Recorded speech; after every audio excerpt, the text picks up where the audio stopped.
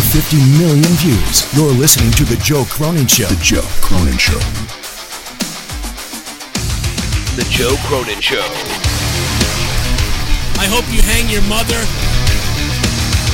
This country Over 50 sucks. million views. This You're listening to The Joe Cronin Show. The Joe Cronin Show. CNN masturbated The Joe all Cronin fucking Show. day.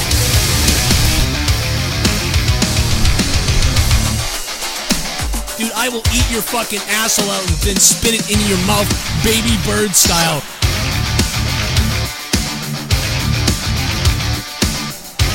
Who wants to go? Call the show. I'll fuck your ass!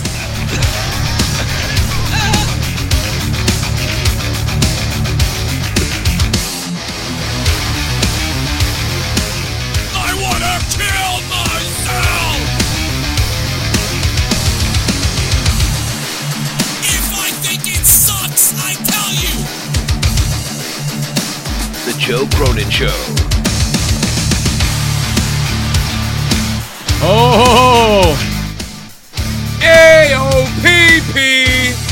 A-O-P-P! A-O-P-P!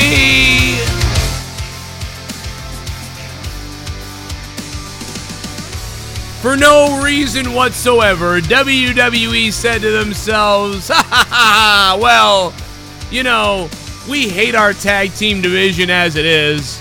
You know, we've turned the Revival into a big steaming pile of bullfuck. We've turned every single tag team into a goddamn joke almost in this company. So hell, let's go ahead and put the tag team titles on the AOP. A team that at one time was dominant in NXT with a manager named Paul Ellering, the legendary manager of the Legion of Doom.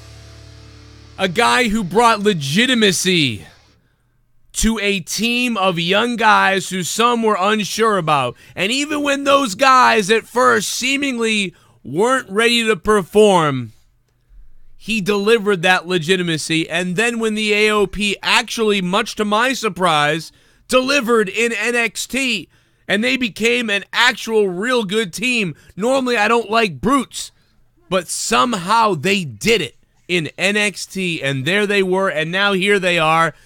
And you give them no manager for long enough time that they get lost in the wilderness of the buttfuck of a show that is Monday Night Raw. And then you finally give them a manager named Drake Maverick. And to be honest, Drake Maverick isn't the perfect fit. It was a Band-Aid on a wound that was bleeding nonstop. But be that as it may, he's the manager of AOP. And on the pre-show of Survivor Series, when he was made fun of by Jerry the King Lawler, he responded, Ugh, 4/10 that was a chore tonight, unfortunately. I agree, Gooner Chiefs fan, and I hope you're watching the Chiefs tonight. Gooner, thank you for the $2, man. Donations are on. Feel free to let it flow. Here's the other thing.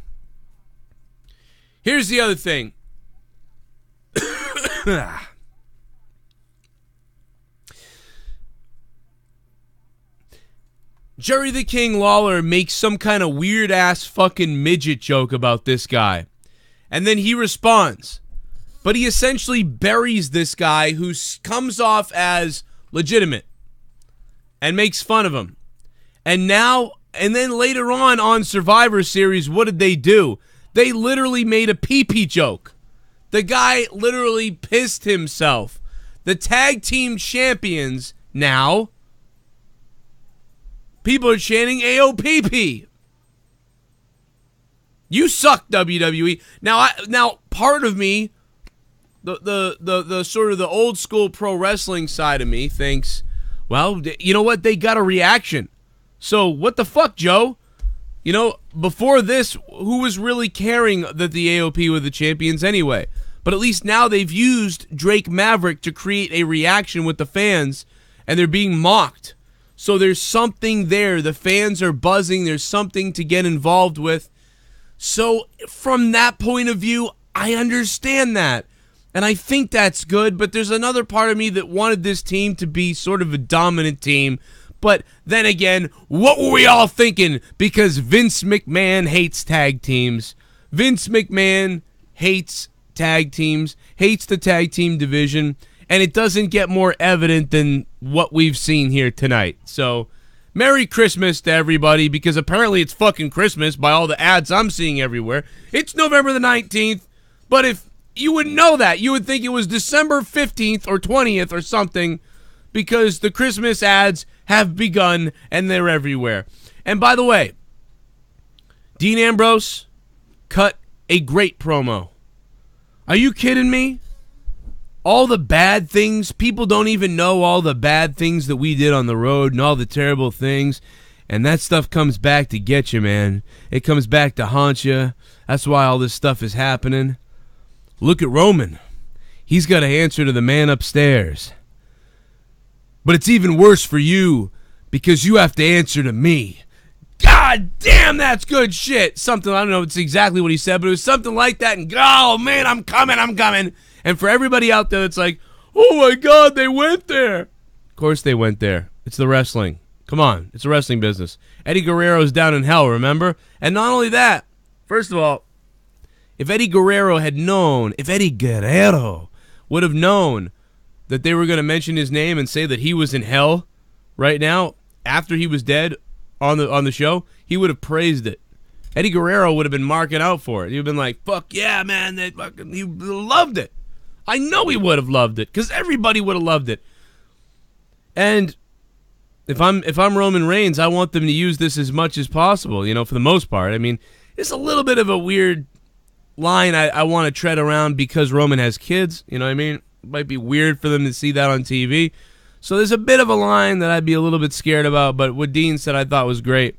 But then, after they get all this serious sort of heat, they get all serious, all the dark things that we did in the Shield, on the road, the stuff we did, the people don't even know the stuff we did. It's all coming back, and that's why Roman has cancer, and that's why I'm coming to hurt you, Seth. It's all coming back, and it's all so serious and all so great. And then they do what they've been doing with this feud, which is back and forth. And they go into this fucking cartoon fucking chase in the back, which was beyond retarded. Raw-tarded is what it was. And all the legitimacy, all the seriousness, all the darkness of what Dean Ambrose said a few minutes ago became just fucking silly, all right then and there. And it all just went away. All the hard work, using Roman's cancer for heat, all that stuff just got thrown out the window and wasted with this goofy-ass fucking cartoon chase in the back. It was absolutely stupid. One more thing I'm going to rant on for a second, then I'm going to bring Jake DeMarco in. I'm going to play donations, too. We're going to take phone calls, hopefully. By the way, the donation link is in the description box down below, and the Super Chat works as well. If you're new to the channel, you need to hit that subscribe button, as always, because if you don't subscribe, then a baby seal is going to die. If you don't hit the subscribe button, guys, a little baby seal is going to die. A little fucking pup. A little baby seal is gonna die. 1 minute you're holding the baby seal in your arms, and then enough of you look down at the sub button. You think about subscribing tonight, but you're like, I just don't know. And you think it's harmless. You're like, well, I'm not gonna subscribe. So what does it make a difference if I don't subscribe? I'm here. I'm watching. I'll be back. I don't need to sub to every channel that I come in and I look at. Why would I do that? And you're like, it's nothing. And maybe it is nothing. But that baby seal is sitting there. It's just like, I'm fucking dead. So hit the subscribe button. The P jokes in the back with Bobby Roode and everybody else, with the overacting weird actors that they hired to be in the background, was asinine. Stop that. It was embarrassing to watch. I almost grabbed a hammer and drove a nail through my own skull while watching that part. But there's good news for some people out here because they watched the Kansas City Rams game. Anyway, that's my opening statement on this shit show. Jake DeMarco is in the house to bring some kind of sanity to this because I'm insane at this moment. And I went into a coma. I raged out, and then just my brain shut off for the last hour and a half. Yeah. You can literally see I didn't even realize I just stopped tweeting. I stopped moving. I just drooled, just zoned out. Wow, you look great tonight, though. What is up with our connection on Skype tonight? I don't know. We're flowing, baby. You look so good. I don't clear. I don't embed the Skype into the program I use because it eats up tons of CPU.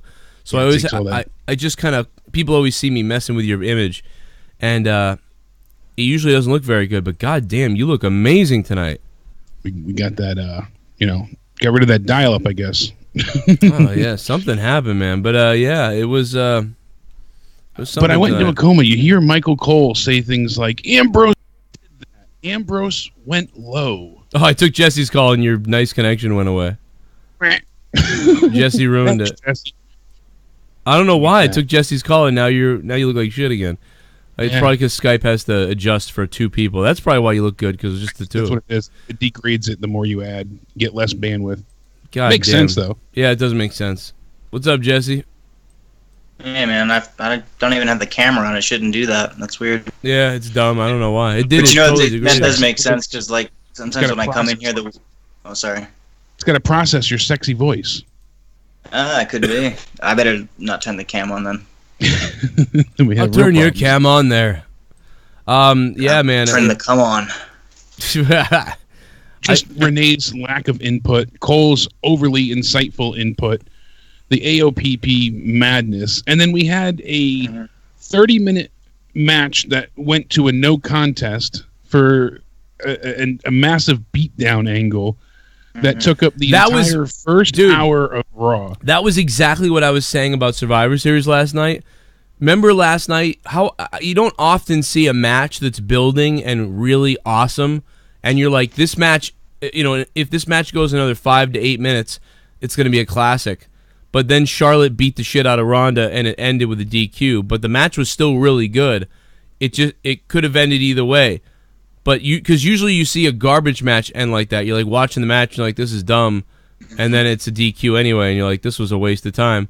But last night it was really good, then ended with DQ. But this was what we were talking about: 30 minutes and nothing for nothing. Yeah, nothing. They again the same spots over and over. No real changes. Elias jobbed out pretty much through the entire thing. If he wasn't, trying to get the hot tag, then he was on his ass pretty much consistently up until he got eliminated, because he got to get counted out. They still gotta keep something going, but I wish they could just find something and stick to it. Like if you want him to lose, then have him lose. Just be consistent. If you want him to win, have him win. I hate that they always have to be so indecisive, but yet usually I almost think they're just using him in the he's just filling time for him, because really all they want out of him is the music gimmick. Yeah, I mean they want that stage presence. They're filling 3 hours. It kind of sucks, because I don't think some of this shit's gonna get better for that reason. Yeah, that is a huge hindrance, but I mean there's so much production now that it sucks, and their production's always been great and still is in some ways, but a lot of it's overproduced now. It's overproduced. Everything is overproduced. It's worse every year. Like those actors in the background during the pee-pee joke stuff in the food line at the catering, like those people were so overacting that it was embarrassing. Like even the security with Seth Rollins. Yeah, what was that? What did he say? He was like, there was one guy with blonde hair who was like looking way too intense, like an idiot. And then there was that guy who was like, don't touch me or I'll do something. It's like, dude, I'm going to fucking laugh right now. Like, I mean, are you kidding me? Who are you hiring to do this stuff? It's weird. Like, you remember SummerSlam 2012? Like, this comes back to my mind because it was like the last time I saw them do some edgy shit like that was... Well, other than Ambrose the other week, but like you remember when Triple H and Lesnar, it was the week before they were about to go to SummerSlam, and like he broke Sean's arm, like he caught him in the garage and pulled him out of the car and shit. Yeah. It looked great, like it was like a, I don't know, that felt like real for a minute, and I haven't felt them do such real shit really since probably 2012. Really, like they really have gotten worse ever since then. But don't worry, we have the first ever Thanksgiving feast fight to look forward to tomorrow. Oh, lovely! Kind of like the pumpkin shit. Yeah, dude, on SmackDown yet again. So they're going to want to celebrate after the clean sweep against them. Dude, fuck everything, dude. Fuck everything. It's 44-40. Kansas City is 9-1. The Rams are 9-1. Wow, they're getting into basketball scores. It's Monday Night Football, and it's 44-40. Two teams that are 9-1. And it's 44-40. There's 11 minutes left. I know there's 11 minutes left because people are watching that instead of me right now because it's so fucking crazy. It's that intense. Is an insane football game right now. WWE doesn't stand a chance tonight on the ratings. I bet you the WWE rating tonight is... I would guess that the WWE rating tonight may be the lowest rating of the year on a night after a pay-per-view. Now, we're going to check those numbers on Wednesday. On Out of Nowhere, we're going to bring it up. I'm going to guess that the ratings for Raw are the lowest all year the night after a pay-per-view. I bet you it's not even just after a pay-per-view. I bet you it might be the lowest of all year because there was just barely any interaction going on. I don't think that because they still have the cushion of a night after Survivor Series. People want to hear what Ron had to say and stuff like that. They were not. You think this is going to be the lowest rated show of the year? Yeah, as far that's a record then. That's the lowest rated all time. Yeah, because the trends that go on, usually you can see what happens. And on Twitter, the Rams, the Chiefs, Kemba, Mahomes. The only thing that started to trend at the end I saw was Dean Ambrose, and that had 3,000 tweets. They didn't even crack 5,000 like they usually do and past that level. So they weren't. Yeah. Trending at all like they usually do. They even had a gimmick, graphic gimmick pop up that said, "Oh, we were the number, one trending compared to every other TV show last night with Survivor Series." Which that doesn't matter for shit. That is the biggest, pat on the back that means nothing, anyways. But this football game is insane, dude. The Rams just threw a pass ending with a completion at about the 6-yard line. This is insane. Dude, but you know what though? Oh my God, Ashley in the chat goes, yeah, Jay's gonna say it's the best show all year, probably. Yeah, maybe without he obviously wants a job at WWE or somebody's watching, whatever. I just want everybody to remember that when WWE was watching me, I gave you my honest opinion. Still, apparently when they're watching him, he changed his mind. But dude, but you've always been like more. I don't know. But here's the more thing. More real in the sense it would have ruined you if you didn't. Maybe. But because it's not your style not to be real and to kiss ass. So I might be working somewhere though. but here's the thing. Here's the thing, Jake. I totally disagree with you because it's the night after Survivor Series. They have the cushion of that show last night. So I can't believe this will be the worst rated Raw show of all time. I just can't believe that's true. But I will keep that prediction that I said that it will probably be the lowest one after pay-per-view. Well, dude, unless people are watching a review like this, and even then it doesn't matter, what reason do they have to watch Raw tonight when they can DVR it? Wouldn't that fuck with the rating? No, because the DVR, I guess, counts because it's recording. For 3 days, right? Yeah, it does count in some of their ratings, but that's finicky too. But still, the reasons I think is, one, it's a holiday week, so they have people traveling. That hurts them. 2, Monday Night Football, huge feud going on there. 3, there wasn't a gigantic reason to watch Raw. There wasn't a big cliffhanger or conclusion that you had to tune into from last night. So usually after a pay-per-view, you have a what-if scenario. We have to go ahead and see, what happens next. And there wasn't any of that from last night that needed to be, clarified or cleaned up. So there was no, questions left unanswered, basically. We knew I was doing a couple of things I may have missed. Was Brock there? No, he won't be seen again till the Rumble. So they couldn't even have him. I was going to say if Bryan would have won, or either way, they couldn't even have him there tonight. Yeah, and Ronda wasn't announced beforehand either. A lot of people thought she wasn't going to be there with the beating she took last night. So they should have said ahead of time, long ahead, that she would be there. I just think they had a lot of things working against them, and Rams just retook the lead. So. Yeah, I figured they would. They got that crazy pass. They threw like a 40-yard pass And wow, the Chiefs almost blocked the extra point. Oh my God. Dude, this game's nuts. This is insane, dude. If you're a fantasy player tonight, like, you're just masturbating right now. This is insane. But listen, let's play some donations. Let me see if I can trigger the sounds. Let's see what you guys have to say about Raw.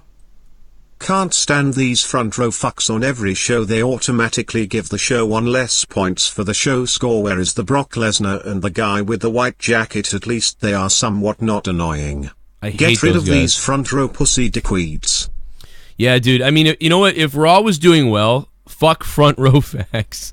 Listen, if Raw was doing well, I think a lot of people would like these guys. I almost think people would start like kind of being like, yeah, that's that guy, that's awesome. But because there's a negative vibe on the product right now, I feel like everybody's associating these guys with failure. And like that's why people hate them so much. Do a little basketball dance off the concrete. I mean, I'm just so sick of you little meth head devil worshippers. I'll be honest, I'd like to take a big bite out of your face.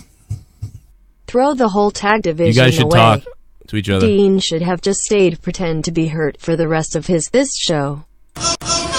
That's a good point, Elliot. Throw the whole damn tag division away. You know, I don't know, Elliot. One of my problems also tonight was that, you know, Ronda wasn't really that hurt, but she wasn't really selling it last night. A lot of people were like, oh, you know, Ronda came out tonight and she wasn't even selling much of her beatdown and everything that happened with the chair. Well, they didn't do it last night. They barely sold it last night. Dude, she had a chair stomped on her throat. She should have had like one of those neck things or something. But you know what? You know why they didn't do that is because they're not continuing the story right now. So they want to kind of go, wow, that was crazy. Okay, move on. So that's the reason for that. Vince Grolowski, thanks for subbing to the channel. I think I might have messed up your name because I'm stupid, but thank you for subbing, and welcome to the Joe Cronin Show, man. We hit 60,000 subscribers last night. Is the Braun injury a work? He has bad knees and now a shattered elbow? BS. Those stairs didn't even hit him. Well, the interesting thing by Curious George, and by Curious George, thanks for becoming a $5 shit bum. Well, the interesting thing was that he started bleeding from that elbow earlier. So he happened to get busted open on that elbow, and then a little bit later on they targeted it. So was it, I wonder if it was just dumb luck that they targeted the elbow that was already bleeding, or if they decided let's do the elbow since it's bleeding anyway, you know? If Raw gave you AIDS, put your hands in the air. If Raw gave you AIDS, I'm not afraid to say Raw gave me AIDS, fuck Raw. Raw gave me AIDS, fuck Raw. Goddamn, this show sucked. But Ronda delivered a decent promo. She's better on the mic now than she used to be. And Dean is a full-blown heel and is pissed off and insults the audience and the city he's in. About fucking time, too. Raw gave me AIDS. The dry right dude, what's up, man? Thank you for the $7. Guys, thank you for the tips, for the donations. We'll be taking them. Ask your questions about Raw using the Streamlabs link down below. All the donation amounts are listed down below, so if you don't know what they are and what triggers what, they're all down there. Super Chat's a little bit different. There's only 3 or 4 donation alerts. Super Chat will be a Super Chat party alert unless you specify one of the 3 special ones. Those are listed in the description box of the video below, which you can expand on your phone or tablet or on your computer. Can't do it on Xbox or PlayStation, I don't think, but you know, you can do it down below. And drop a couple bucks if you guys want to support the show tonight and have some fun and say whatever the hell you want. I'm trying to get my Skype working here. Can you hear anything yet, Jake? Yeah. Oh, cool. All right, I'm going to call then. Sick. That saves me battery life on my phone. Right. Yeah, man, I don't know. Let's go through it a little bit. Let's take a call real quick. Let's take some calls, too. Let's have some fun tonight. How's everybody doing? It's a weird night, man. It is going to be a down night. I can even tell by our numbers they're down a little bit. 1,100. I was expecting 1,500 after the influx of new people. So you can tell, man, Monday Night Football has screwed over the WWE plus the WWE screwed over I honestly don't even themselves. feel like it's just Monday Night Football. I feel like people are just kind of... They were like, all right, Survivor Series over. What's the fuck tomorrow? You know, what do you have to look forward to tonight? Yeah. There was, you know, at least other pay-per-views, when they finish the ending, you're like, all right, well, we got to see what happens next, at least in one storyline. But that's the problem with brand versus brand. Raw goes back to Raw. SmackDown goes back to sucking, apparently, after they lost everything. Which, funny little thing before you take the first call, too, is that they wanted it to be a clean sweep, and they fucked up. There were so many reports on that today. Vince wanted a total clean sweep for Raw, but Creative didn't plan properly, and Team SmackDown won on the pre-show. So that's why they had to say early on that, oh shit, that didn't count because that was on the pre-show. I don't believe that. They actually messed that up. How could they mess that up? What do you mean they messed that up? How could they Vince wanted, that's the report going around on every news site for wrestling possible. Vince screwed up. Or Vince said he wanted a clean sweep and they screwed up. You mean the last 5, 6, 7 years he screwed? Never mind. Yeah, right? Yeah, I don't know, Tony. I'm trying to take Tony's call. It's not working, though, Tony. I don't know why. I don't believe that at all. He didn't screw up. He knew, we didn't know. He wanted a clean sweep, but they just didn't communicate properly. What do you that's not real. That's a lie. Vince knows who's going to win the match and who's not going to win the match. There's no way Vince didn't know. I'm just telling you, as I hear. There's no way that Vince was sitting back there and was like, all right, have fun going over. I could see is him saying it goes one way and for some reason that not making it to the talent in time, and then they, you know what I mean? No, that's crazy that they didn't Well, if he doesn't tell them directly, I could see somebody getting lost in communication easily. That's what they're saying happened. That it was. What website is saying this? Ringside News. Pretty much everyone. Cultaholic. Those aren't. Who's the source though? Where's the source? I'm trying to pull it up now so I can find it exactly. I don't believe that until I hear the source. Dave Meltzer says that, I might believe it, but everybody else, no. And because you can tell a Dave Meltzer. Right here. WWE mixed up who was supposed to win Survivor Series. Dave Meltzer noted on the Wrestling Observer Radio that Raw was actually supposed to win every match of the night. Dave Meltzer says, so here's the deal. The storyline was supposed to be a clean sweep for Raw. Somewhere in the communications process, don't ask me why, SmackDown accidentally won that tag match. So they had to tell everyone it didn't count. That was the reason. One hand forgot what the other was doing. Vince wanted a total clean sweep, and I don't know how this happened, so yeah, it didn't count. That's what Dave Meltzer himself said. Wow. I mean, if that's true... Like I said, hard to believe, but this is what everybody's reporting. Brian Alvarez, Dave Meltzer, all the other wrestling sites. It's everybody's going with it.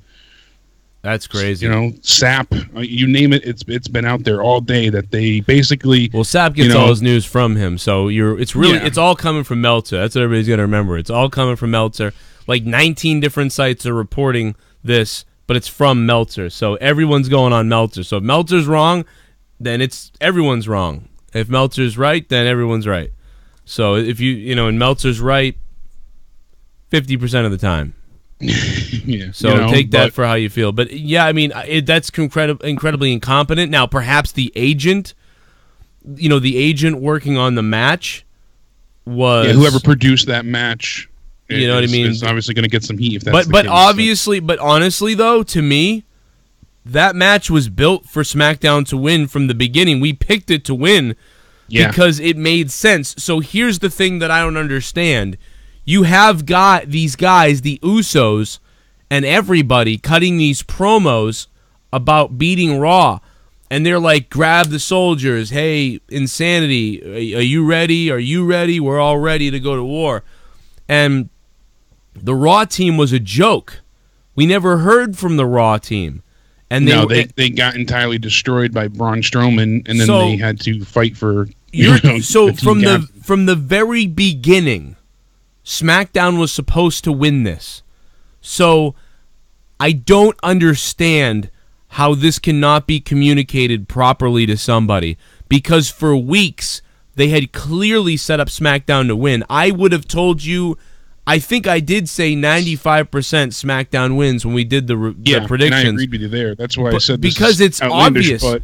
This is the classic. Like there are so many signs of what was going to happen there. Number one, pre-show, you want a happy victory for the fans. SmackDown was the face team. The Usos were leading the charge and at the forefront of the whole thing. So clearly you expected a victory and probably the Usos to be the ones left standing at the end. And that's exactly what happened. So from the beginning, you see the story. There really isn't one. It's that we're going to kind of put over the Usos and the SmackDown guys for this. So how Vince McMahon doesn't know this after a clear story had been built, I wonder if last minute he said to everyone in a meeting, we're going to have, whatever we said the other day is out the window. Raw's going to go over on all the things on the or whatever. Yeah, and it'll be a clean sweep. Perhaps in the past that only means main roster, and Vince, the pre-show doesn't count. So I don't know, but how does that happen? I almost don't believe it still from Meltzer even, but maybe if that's true, then there is mass problems. There is mass incompetence in the WWE if that's true, because that match was clear as day set up for SmackDown to win from the very beginning, thus why we were able to pick it so easily and cleanly and clearly when we did our prediction show before the event. And Vince didn't know that was happening. And I know that Vince is only at 60% of the SmackDowns sometimes now, but my God, what a fuck up that would be. That's a true clusterfuck. That's a mess. Anyway, it's a nightmare scenario. I can see it being, probable though, just because of the fact I don't think it's fake news, honestly. It just. I mean, it's quite the weird. It's certainly bizarre, but I can see it being possible just simply by the fact that they do have a great deal of incompetence at times, and there's a lot of working parts, and not everybody communicates. I just find that it is so bizarre. I mean, like, you have clearly set up this to be a win. Yeah, because it seemed like SmackDown. SmackDown had the win guaranteed. So. You have the agent going out there, working on the match with them, creating a result. You have Road Dogg working with Vince McMahon at his side, and he approves the match. He speaks to Vince McMahon. He knows Vince McMahon wants the Raw to go over. The agent maybe doesn't know or knows. The talent certainly knows what they're supposed to do, and they've been strategically placed to win. So, not strategically, take that away. They haven't been strategically placed to win, but they've been obviously put in a position that they're going to win. They've been better built to seem more likely. The Raw people, we have no idea who they really are and what's going on. The SmackDown people at the forefront, grab the troops, grab the soldiers. We're the Usos. To me, it was a match to feature the Usos, to say, yes, the Usos are the number one tag team on SmackDown. They are the leaders. That's what I got out of it, right from the beginning. That's why I picked them to win. That's why I picked them to even be maybe the sole survivors. Were the Usos the sole survivors? They were still on the SmackDown team. I don't remember if anybody else was with them. Everyone knows I'm the damn sole survivor. Woo! I was the sole survivor. No, but I really think that they were. By the way, sole survivor kind of doesn't make sense. Survived as a soul. That was the. Oh God, it's the soul not survivor. Fuck it. Did they? I don't know. Maybe people know in the chat. But I think it was I think in the predictions I said just the Usos would be left, and they would win it. That's sad that the people in the chat are saying it is. It was just the Usos. It was just both Usos. Okay. There you go. I couldn't remember. I knew they were both there, but I couldn't remember if anybody else was also left with them. We made that point on the prediction show that this was to feature the Usos. This match was made to make the fans go yay, and the Usos to be featured, and that's what happened. And you're telling me that Vince wanted only Raw to go over everywhere, and it didn't happen. That's crazy. They are idiots, if that's the case. Well, speaking of crazy, though, I mean, usually we get the Raw script leaked, a little bit before Raw goes live, at least a couple hours at times. God, it leaked again? It could be, a little bit closer. Survivor Series leaked last night. Yeah, before the show. Leaked, about 2 hours before the show went live? Yeah. Meltzer's getting trolled. Again, Sapp said that he was told the script they for screw Raw with him. tonight they wasn't finalized until the show went on the air. Wow. And I believe that as well. I mean, it was garbage. It certainly showed. It was garbage, yeah. Maybe it looked like they were stalling for time with the extra length that the elimination first match went. It looked like they kind of just kept making those guys, because the way they went to commercial break a few times, and they really seemed to drag out that opening.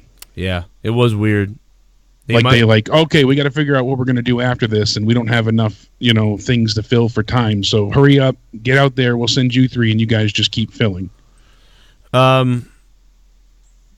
Yeah, they might have done that. I mean, usually that's not their track record, so it would be quite wild if that's what was going on. I don't think that that's what happened. I would say more likely to me that they had a script and that they didn't release it until the very end. And so the talent and people got a hold of it backstage, but production didn't until the show was close to time to go on the air. Or they got it digitally, or whatever the case, they did it. So I don't think that they didn't know what they were doing before they went on the air, to be honest. That's never happened with them, really, except for back in the Attitude Era. But they knew then even, so they never do that. From what I understand, everybody says about Vince, they've got an idea of what they're doing. Now, they may change they said they've got an idea, but lately I guess the problem's been is where they only have a certain portion of it finished and finalized and written, and then the rest kind of, is being done as the show's live. Huh. I mean, not all the time, but it's happened several times. They have this stuff. They have this stuff down to a T of commercial breaks and when and time. Yeah. I don't know. It's hard to believe though. 301, what's up? We're We're watching a Super Bowl preview right now. I hope the Patriots actually don't make it, but we're watching probably a Super Bowl preview, to be honest. Crazy ass game here. Do you think maybe the referee didn't get maybe it's miscommunication with the referee with that SmackDown match before the pre-show last night, maybe? And you think maybe he screwed up and, maybe Raw was actually supposed to win that? No, I don't think... No. At zero time did I ever believe Raw was supposed to win that. I told you in the predictions what would happen. They set it up that way. I said the Usos would be standing last. That's exactly what happened. I didn't say that because I didn't say that because I just guessed it randomly. You could see what they were painting. So there's no way that I believe that was going to happen. What's more likely is that it was somebody in control of the match, the agent or whatever, wasn't in the production meeting for a second or whatever, and Vince said, make sure, as I said, we're going to have a clean sweep of Raw tonight, and for some reason that just went over people's heads. But you're telling me the talent, the production guy, Road Dogg, I mean, if this really happens, someone's in trouble. Like Vince, this is the type of thing that would make Vince fire somebody. They mentioned that at the beginning of Raw tonight, and I think Corey Graves mentioned that SmackDown won that opening match, I think, or Michael Cole's like, well, be that as it may, or vice versa. But anyway, do you think Vince is... How much longer is Vince going to go on with these stupid pee jokes and stuff? I mean, grow up already. I never see, this cheesy, cringy-ass backstage thing with the catering thing with Drake and the pee thing. Like, Vince nut shots and, God, grow up already. I don't know, man. I mean, they're doing the clock shots and PP jokes. I like comedy like this, but I don't like it for AOP. If Drake Maverick was the manager for the Revival or somebody else, where they can be a little bit silly or whatever, then I'm kind of game for that. But the AOP really needs to remain pretty serious. I thought. Maybe I'm wrong. I mean, the crowd got involved with it, but now they're going to be called AOPP forever. So, I don't know, man. Anyway, 647's on the phone. What's up?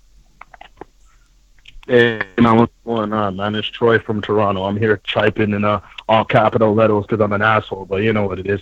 Anyways, I hear you guys talking about this whole situation with how Vince made a mistake, and I don't think that's possible because there's too many people working there. That's $1 million company, and they talk to these guys. They talk to the refs directly in the ring. Yes. So how can they make a fuck up like that? It doesn't make any sense. Yeah, I don't believe it either. I mean, the only thing I would be more inclined to believe this. Vince told everybody he wanted a clean sweep of Raw, and SmackDown set that story in motion already. And at that point, Vince already said, I wanted it to be in a clean sweep. Now you're building this so SmackDown can win. So, okay, well, that's going on the pre-show. And basically he knew he knew that night that they were going to win.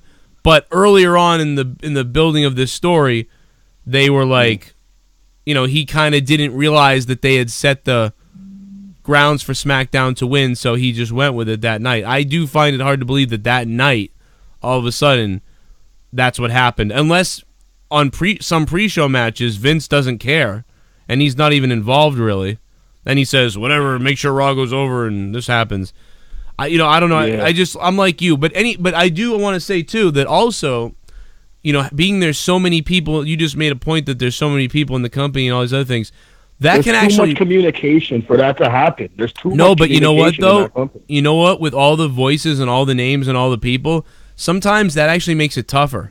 So this could actually... it's like broken telephone, I guess. Exactly, yeah. So one thing to kind of make this seem like it isn't real news against Dave Meltzer's standing is that 2016, the pre-show had the 205 Live 3-on-3, and then Kane defeated Luke Harper. Neither of those matches counted towards the tally of Raw versus SmackDown. And 2017, the pre-show had Elias and Matt Hardy, cruiserweight match with Kalisto against Enzo, and then Kevin Owens and Sami Zayn took on Fandango and Tyler Breezango, and neither of those three matches counted for the Raw versus SmackDown tally either. So for the last 2 years before this show, the pre-show never counted. So I don't think they would suddenly start counting the pre-show anyways. You see, Dave Meltzer, he reported saying that, that Vince may have forgotten all these things. But you also have to understand, I heard in a report like yesterday, or no, it was today, where Dave Meltzer also was saying it was because it just wasn't on the main card, so it didn't count. So what do you get? So what are you going to believe? He's saying one thing over here, and he's saying another thing over here. Yeah, so it's like he could be getting trolled for all we know. You have to understand this is all about money. At the end of the day, he needs news, and he's paying these people. They can tell him whatever the fuck he wants to hear to get them to get him to leave them the fuck alone and let them do their business. What you have to remember, what you have to remember about him though is the thing about Meltzer is every once in a while they used to throw Meltzer a bone because whatever, they get their news to him. But a lot of other times they throw him bullshit. Recently, they've thrown him more BS than they've ever done before because they actually are kind of like mad at him in a way, or they're negative on him now for some reason. They used to kind of not mind him, but also he creates anything that's about to happen. He'll come out with it, and it's like becomes a news story. So he can say anything. If somebody's out of action, he can say, well, the speculation about why they're out is because of this. And it's no one said that to him. He's just creating it. So it's like you have to, like 1/4 of what he says is like direct, leaked, or whatever information from a source. The rest of it he just makes up, or he just speculates on. This isn't. He doesn't know this. He's a journalist, bro. Like, come on, He's got to get a story. He's got to fucking make it hot. If it's not making it hot, then no one's gonna read the shit. Right. You know what I'm saying? He has to make his money. Yeah, I mean, that's the thing and then because he has legitimate stories once in a while, that keeps you watching because it's like he really does break stories here or there. Recently, they've thrown fucking Sean Ross some things. Yeah. They've actually thrown him because I think they're looking for the younger guys out there that are reporting news, and they're throwing some of these guys stuff because they're getting ready for when maybe Meltzer's gone, who they're going to leak some things to and play the game with. But anyway, I'm sorry. Go ahead with whatever you were going to say. Yeah. Dave Meltzer's an old idiot anyways. I was saying, other than that, man, Raw was I think this was the worst Raw of the year, in my opinion, because sometimes I can actually get through it. I fall asleep sometimes, but I actually got up out of my chair, and when I seen Natalya versus Ruby Riott, I'm like, man, this is just getting worse and worse. I'm fucking done. And I got out of my fucking chair, went in my room and chilled out for a bit, and then I heard Dean Ambrose, and then that's when I came back, I'll see what happened. I was like, really? This is definitely the worst Raw of the year, and so I don't even know if I even want to watch it anymore. I think there was one that was worse. It wasn't the 4th of July, but it was somewhere around there. Yeah, that was the worst one. When they had I can't think of it, bro. I can't think offhand. That's because we review it each week, but I guarantee if I actually researched it for a little bit. Dude, this just is to go back really quick, too. This is the first time they've had, that I can recall in a long time anyways, for a pre-show match on Survivor Series, Team Raw versus Team SmackDown. So that's why, all those other pre-show matches that I said, even Matt Misfit said, those weren't, a brand versus brand specific match. They were just matchups or cruiserweight matches. So it was Team Raw versus Team SmackDown. So I think that's why people are so hung up on it, because it was brand versus brand. It was marketed but the thing is, man, that way. The Rams just scored another touchdown. All these fucking creative guys, and you're telling me you can't think of a fucking You can't think of nothing. Like, what are these guys getting paid for, man? Like, yeah. It's really, well, hey, it really I mean, boggles my mind, bro. Like, I don't mine too. understand But I've heard stories as well where they have a match, they completely script it. They set up what's going to happen, the finish, all that stuff. They send it to the producer, and then minutes before they scrap the outcome, and then it doesn't go as planned, or they have to redo the ending on the fly, and the referee comes over and says, "Hey, the ending of the match changed. This is what's going to happen." It could be something like that. There's 100 possible scenarios. So I'm not going to chalk it up as fake news, but I'm not going to say it's full of merit either. I just thought it was something interesting to bring up for topic or conversation. So hold on, let me ask you guys this as well. All right, I know I'm taking up a lot of time. Sorry, but when it comes to this whole Becky Lynch situation, do you guys feel like deep down inside, do you think she's like getting washed away, kind of? Because Charlotte made a big impact yesterday, but like it seems like Becky, it's like they're trying to drop her stock or something. They don't want her on top. They want their crown jewel, the fucking, no pun intended, to be on top. They want Charlotte. The one thing that's keeping me, because I thought so last night. I was totally in the camp and the belief that Becky's Ronda Rousey even mentioned Becky Lynch tonight. She said, "Oh, after Nia Jax, I'm coming for you, Charlotte." She didn't even mention Becky, and that's what kind of made me even more worried. But the only thing that I'm holding on to, and I think we'll have more evidence tomorrow. Obviously, we'll see what happens from it. But Becky did say to Charlotte, "Go do what I would have done to Ronda." Yeah. So that's the only thing I'm holding out on, because we're all saying she's taking Becky's gimmick, which she did. She took. She was told to. Yeah. Done. I don't know who said that. Somebody. Can you imagine how she probably felt watching that match? And she's like, "Yo, I can't fucking believe this." Oh, she was devastated. We saw behind the scenes footage WWE put up themselves. And I don't find it disgusting. But I'm saying, as she's watching the match, she's probably watching the match and seeing her snap like that. She's like, "Yo, what? That wasn't that me like yesterday." But I mean, she's probably thinking, man, she created that. I don't think I've ever seen this before. I wonder, we've ever seen a match become the most anticipated match of the show, and then the main person involved in it getting injured, not able to compete, and somebody else being able to step in, and that energy from the crowd that was building for it was still there, and the other person was able to almost take. It's kind of like when somebody in a movie takes over. You know what I mean? For a previous actress who died or actor. Remember Dumbledore? Yeah, exactly. Yeah. Dude, fucking Dumbledore in Harry Potter. Like, that dude who took over, who died, the new Dumbledore. Like, that guy was better even than the other guy. It's like the singers of AC/DC or something. There you go. Yeah, it's like a singer in a band, and you're like, oh, this is never. Yeah. I love this band, but how is this gonna work with a new singer? That's like a singer changes everything. But I think that kind of works better to where if it's like, okay, so the actor that was doing it before was like a bigger actor, and then he quits, and then you get this smaller actor, and people are like, fuck this guy. Who the fuck is this? We don't want to see this guy. And then he comes on, and he so happens to be better. But now when the roles are reversed to when the person that was deserves what they're getting now, and then you say, oh, well, let's just give it to this bigger person. It's not the same impact. It's not the same type of feeling. It seems like Becky's getting robbed of her spotlight, and that's fucked up because fucking Vince is cool with Ric Flair, and that's her daughter and the status of shit. It's just, I don't think it's fair. We're going to see, man. Like, I'll tell you, I think they're going to move off of this, and it won't be a big deal now. But last night I was panicking, and I was like, oh, no, they're going to take Charlotte's shit, and I hope that doesn't happen. Super Chat Party. Nicky J. Joe is God, Jake is King, JCS Army is here. Wow, man. Oh, my God, dude. Kansas City with a crazy reception. It's 51-54. Nicky J. Thank you. Well, we're having a fucking party here, man. We have a kingdom here. Don't you know that? We have a goddamn kingdom. Thanks for the super chat. There's a few things coming through. Let's see what you guys got to say. And then we'll start running through Raw, from the beginning to the end.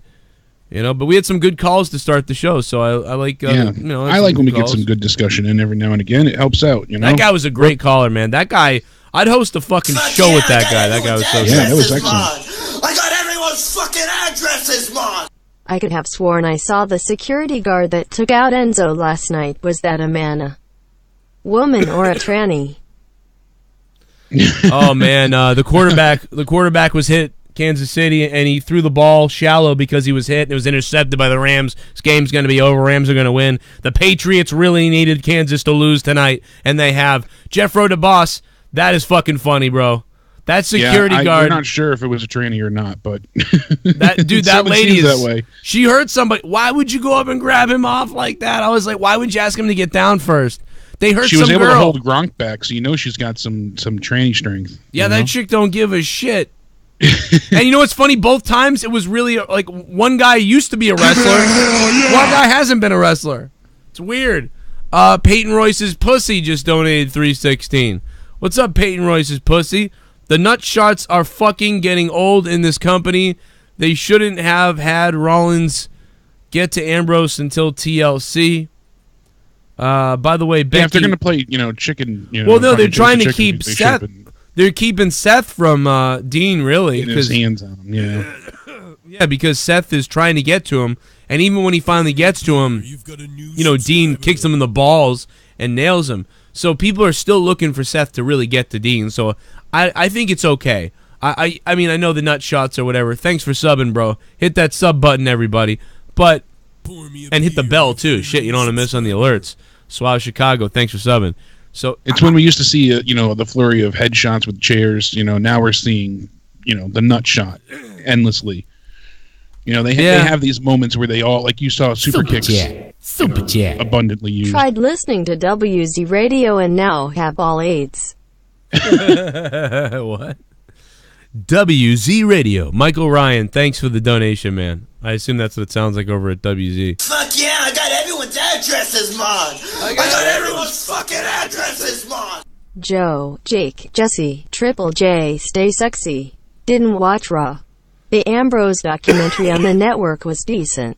Cincinnati baby. Did you guys watch it? No, not yet. I didn't. The Ambrose documentary on the network? No, I didn't see it yet. William Ritchie, thank you, bro.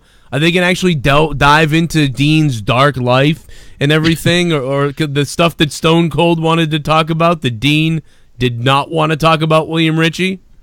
Is that what they're going to do? Man. A few people said it was good, so. I'll tell you what, man, I'm about William. ready. You stay sexy. Thanks for the donation, man. I'm about ready to go, bro. About ready to go. Where's that Seth Rollins donation at tonight? Where are all you Seth Rollins fans? Where's that Seth Rollins donation? I'm about to go crazy. I'm about to go nuts. Here's a tip for y'all. Get ready for the gook. Oh. See more. Sweetheart, get ready for the gook. Yo, thank you, C.E. Moore, for the super chat party. I see a lot of sites because I was trying to see what happened, if anything happened after Raw. And yeah. A lot of sites are bringing up now Dean Ambrose makes blatant reference to Roman Reigns' leukemia on Raw. And a lot of people saying how it was so distasteful and unnecessary. And I don't have a problem with it. I'm okay with it because, the comments you see is, Dean, you proved you're a piece of shit. And, things like they're getting heat. If they're capitalizing on Nia Jax being, the face breaker, they might as well capitalize. If Roman's okay with it, then who are we to judge? And I don't remember there being that much of an outrage when Paige brought up Charlotte's brother. With him, oh god, there was though. That was fucked up. That was crazy. I was like, whoa, like that was. I don't remember there being like that. I remember there was a good amount of heat because they scrapped it and they didn't bring it up after that week. That was some crazy stuff. But her brother wanted to be there and on the show, so I'm sure Charlotte but they said they were kind of mad about it too. Like it was weird. Yeah, it was great, but I just don't remember the same type of outrage. I think Charlotte okayed it, but the rest of the family didn't necessarily know about it. We see people trying to silence this entirely. Then I just remember people being upset, and then it was just hushed out the window. But this is continual. I don't know. I guess Roman's still alive. It's a continuing circumstance, but. Well, they don't care if you're. I mean, if you, here's the thing about a bunch of marks. If you're a dead wrestler, you want your name mentioned, even if it's to insult you. Trust me. The worst Raw of the year was the one with Lashley sisters. That show was terrible. Other bad ones were Jinder and Roman feud, yes. Braun strumming a cello, Raw 25, Riot Squad versus Bayley and Sasha every week, Owens quitting WWE for 2 weeks. Yes. 2018 is a pussy year. No, Owens quit for a week.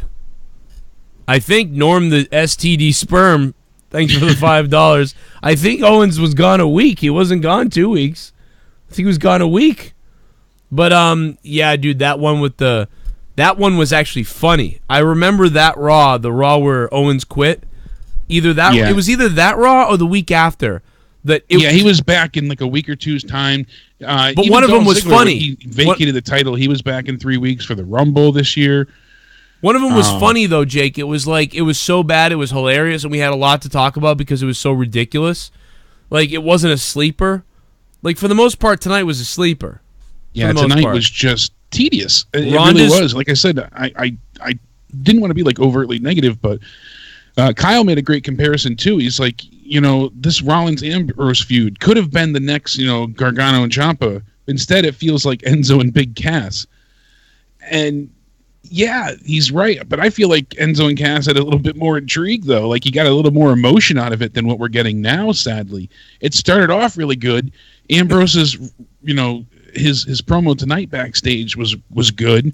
But the rest of it, I don't like the chasing around scenes, Seth fighting with the security guards. And I know they want to make it look like Seth's mentally breaking down and, Dean's in his head. But it's not coming across great. Honestly, I don't think they're getting the kind of reaction desired. It looked cartoony with Dean, like, peeking around corners at him. They were playing fucking peekaboo on Raw. Dean cuts a great promo. Rhonda cut a great promo. And I don't remember what else happened on Raw. Everything. I mean, week in and week out, they ask Renee. You hear Michael Cole and stop asking Renee. Graves. Stop it. Oh, you're not telling us everything you know. You're not telling. What? How infuriating is that? What is she going to say? What do you? Dude, you know what she should have said tonight? She should have been like, "Yeah, I mean, like, are you going to go up and ask Tom Brady's wife, what's wrong with him when he decides to do something in a football game?" It's like, no. So, I don't know what he does on the field or what a football player does on the field. He's out there on the field doing what he does. Whether he does something to win or does whatever, makes a decision, I have nothing to do with it. She's like, I have nothing to do with it, and you should probably stop asking me now. Like, I mean, that's all they had to do. But now it's every week asking her. It's stupid. It's cringy. It's awful. She needs to go heel now is the way I think it should go. She needs to just go. Oh my God. Well, no, I think it'd be cool if she, like, started talking shit to the other two. It'd be gold. Yeah, like defending her husband and being like, well, he's like, really, like, going in. Maybe if, like, Dean came and started choking Michael Cole and was like, don't ever ask my wife or whatever about me again or whatever. That would be good. That'd be cool. And then she could just be like, well, I told you guys to stop asking me. And they're like, okay, like, and that's it. That's something like that. Anything, right? Yeah. That would have shut up the awkwardness of them keeping to try to ask her. Something she does it with, like, a look, like after he's done choking him and she just kind of looks at him and they catch it on, like, where she goes heel without having to do much. Like, I don't know, or like you said, I told you to stop fucking with me. It's going to be hard for her to be heel, though. She's not like that. It's just really, it's going to be very tough. And that'd be kind of more of a subtle thing, I suppose, where, like, when they're talking, giving her shit, she kind of, like, gives them more shit than they give her, like, than they can handle, At least only when it comes to her husband, Dude, Matt, what do you... Yeah, especially in those cases. Matt the Misfit, I got to tell you, bro, you're a goofball. He fucking tweeted me just now. He goes, hey, I just found out that Ciampa is a Patriots fan. Why wouldn't he be? He's from here. Ciampa was the Top Rope Promotions champion. Ciampa was like our longest reigning was one of the longer reigning champions, I think, in Top Rope, until Teddy Goods broke the shit out of that streak. It's over. Yeah. He's a year and a half now, broken record. So, but Ciampa's from here, dude. Ciampa's from here. All those guys. So many guys are from this area. But, that's probably why. That's just funny, though. Some people are feeling that, the injury to Braun Strowman was actually real tonight, or at least went further than expected. Yeah, he cut his arm. He had that small little, laceration to it. But because he was saying, I can't feel my fingers right now, people feel like, oh, he, that wasn't supposed to be heard by the camera crew, and it seems like he even had some people saying like, oh, lip reading experts had noted that he said he couldn't hear. He said that he couldn't feel his fingers. He made that audible. You were supposed to hear that. But let me tell you, it was just playing into him selling the injury. He finally sounded good, because normally Braun gets on the mic, he's like, "I'm gonna tell you that I'm gonna give you these hands." And he sounds like an idiot, but he's laying on the ground and he goes, "I can't feel my fingers." He's like, "I can't feel my fingers. I can't feel them. I can't feel my fingers." And it's like, oh my God, I believe him. That was amazing. Dude, Braun Strowman. Leah actually said, "Is that real?" And I went, "See, that's what you wanted. That's why people are concerned." I was making fun of her. I called her a Mark. I was like, "You Mark?" I was like, "Oh my God!" But seriously, his acting on the ground, I can't feel my fingers. I can't feel my fingers, man. I can't. It was like, oh shit, it's real. But when he gets on the mic, it's like, I am going to do something. It's like, why can't he just be a real guy on the mic? Because I think if he was a real guy on the mic now, it would be better. I think we're all past the fucking Neanderthal fucking brain dead get monster. These hands. You know what you're gonna do? You're gonna get these hands. It's like, okay, just stop. Yeah, these guys can be over the top characters and still have a down to earth personality where you can actually relate to them, for fuck's sake. Yeah, if Braun Strowman started actually just going off on people in his regular voice, it would, oh my God, dude, the world would open up if he was you know what I mean? He's like, Corbin, what I'm going to do to you tomorrow night is going to be something so sadistic they're not going to show a replay of it in the history of Monday Night Raw. Unfortunately, only the people on the WWE Network are going to see me rip the flesh off of your body. It'd be like, oh my God, dude, that's crazy. But instead it's like, on Sunday, Corbin, you're going to get these hands. It's like, fucking... I watch a fucking unless cartoon. they're selling a lot of those T-shirts to a lot of fucking kids and people and shit, then I don't see how that's justified to keep it that. But if he was they can still say it.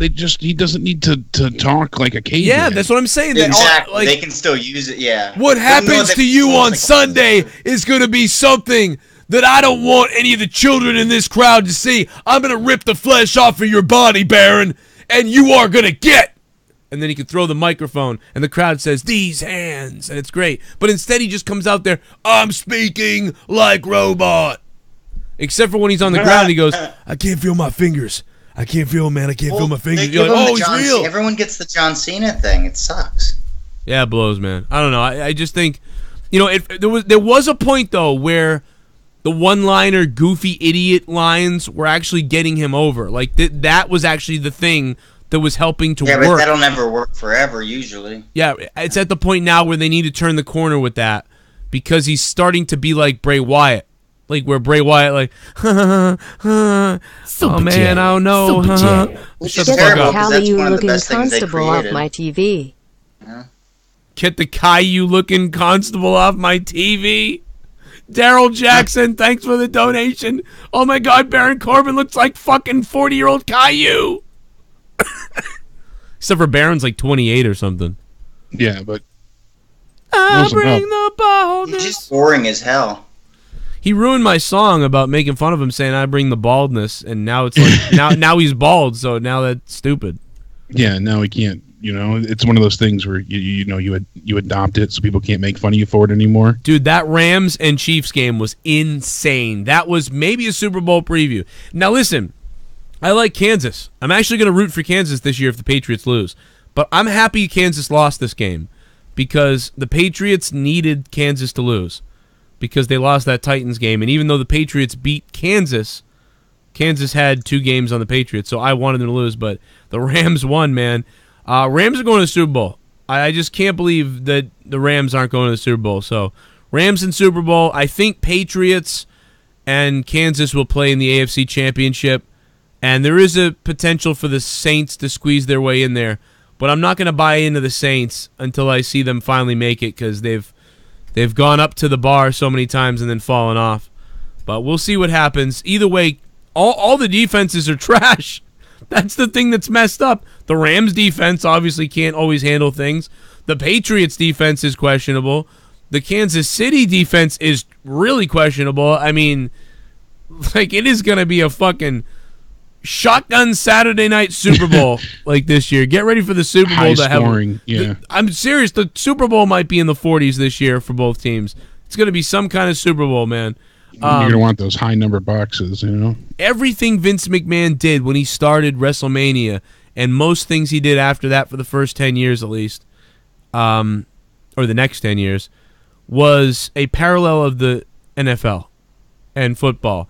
And how ironic, that he wanted to sort of be like football without having to be competition for football. But now football is his competition, funny enough, after killing wrestling as his competition. Everything they did, man. The Survivor Series was meant to be the Turkey Day game of, the WWE. WrestleMania was meant to be the Super Bowl.